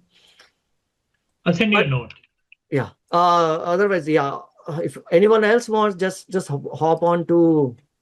Maybe what I should do is, maybe then I have to figure out a way to not expose the option side, because I'm not opening it for all, because people try to upload, let's say, Robinhood CSV and then tell me it's not working because I've not had a sample of Robinhood CSV because I don't have an account to build the system around it. But maybe let me figure out in which I can just hide it for those people and they can get access to the rest of the functionality. I have to maybe put a feature flag for it. Anyway, RDDT, maybe last one is RDDT. Okay. Earnings I only integrated on Thursday. But you have to tell me, because earnings is like little manual process. I have to prioritize that earning. So if I say I want to see earnings report for XYZ, send me a note, and then I will prioritize that earnings report to be uploaded, sooner than the others. This is the last talk, and then I'll head out for lunch. So Reddit. Surprisingly, a little better business than what I thought. Of course, good growth tailwinds, that I understand. But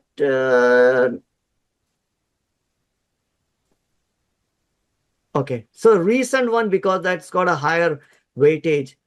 Last 1 year, their profit margin has increased 24%, and that's probably has pushed out the profitability more to 5.1.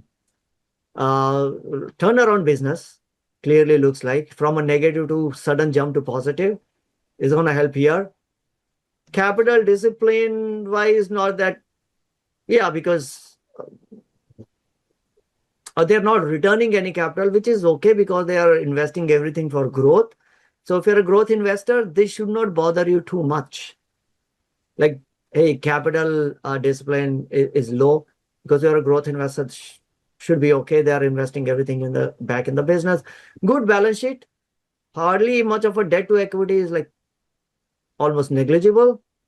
And whatever small cash flow they generate last 1 year is a real cash. Lot of 50% of that is a real cash flow. And nice tailwinds from a revenue growth perspective. 70%, 40%, 50%. PEG ratio is 0.09? 0.89. Forward P is 7.51. No, PEG ratio is.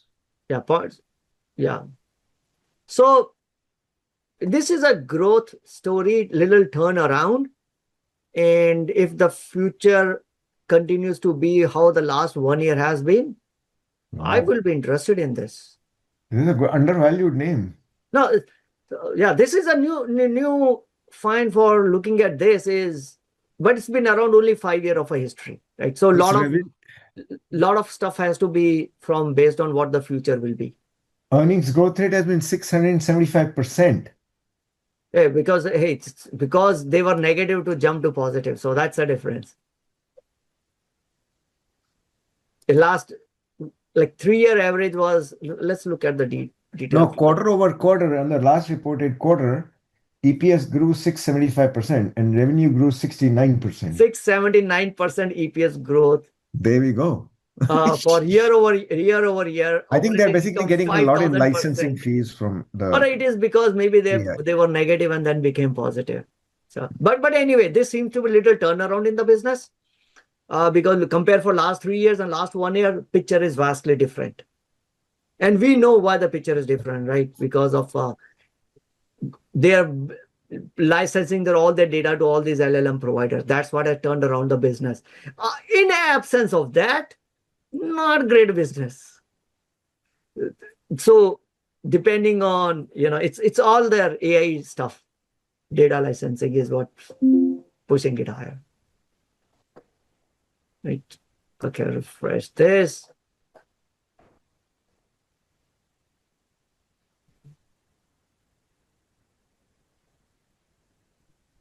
Okay, huge sales. That's okay.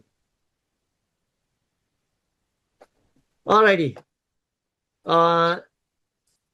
Is the data licensed into future? Again, you have to determine and don't have much of an insight into how long can this company would be willing to pay for this once their own synthetic AI data generation becomes as equivalent to as real ones. Right? The question is, how much is their 90? Okay, because they don't generate any of their content. Yeah, it's not that of a. I mean, if they start charging higher, at some point of a time, customers will say, is it really worth or not? No, it's not a question of that. I mean, basically, at some point, an LLM has to answer some questions which are subjective but are based on some real product or opinions of humans. And Reddit is the place where they go to, right? No, right now, that is the case. My only worry is a lot of these LLMs are also able to generate a lot of synthetic data. The question is when that synthetic data become too close to a human generated original thought, right? No, it's not a thought. So it's like if somebody has used a product, Reddit has reviews of that, and no LLM can create a synthetic review and try to say, oh, that's how humans felt about it, right? Sure.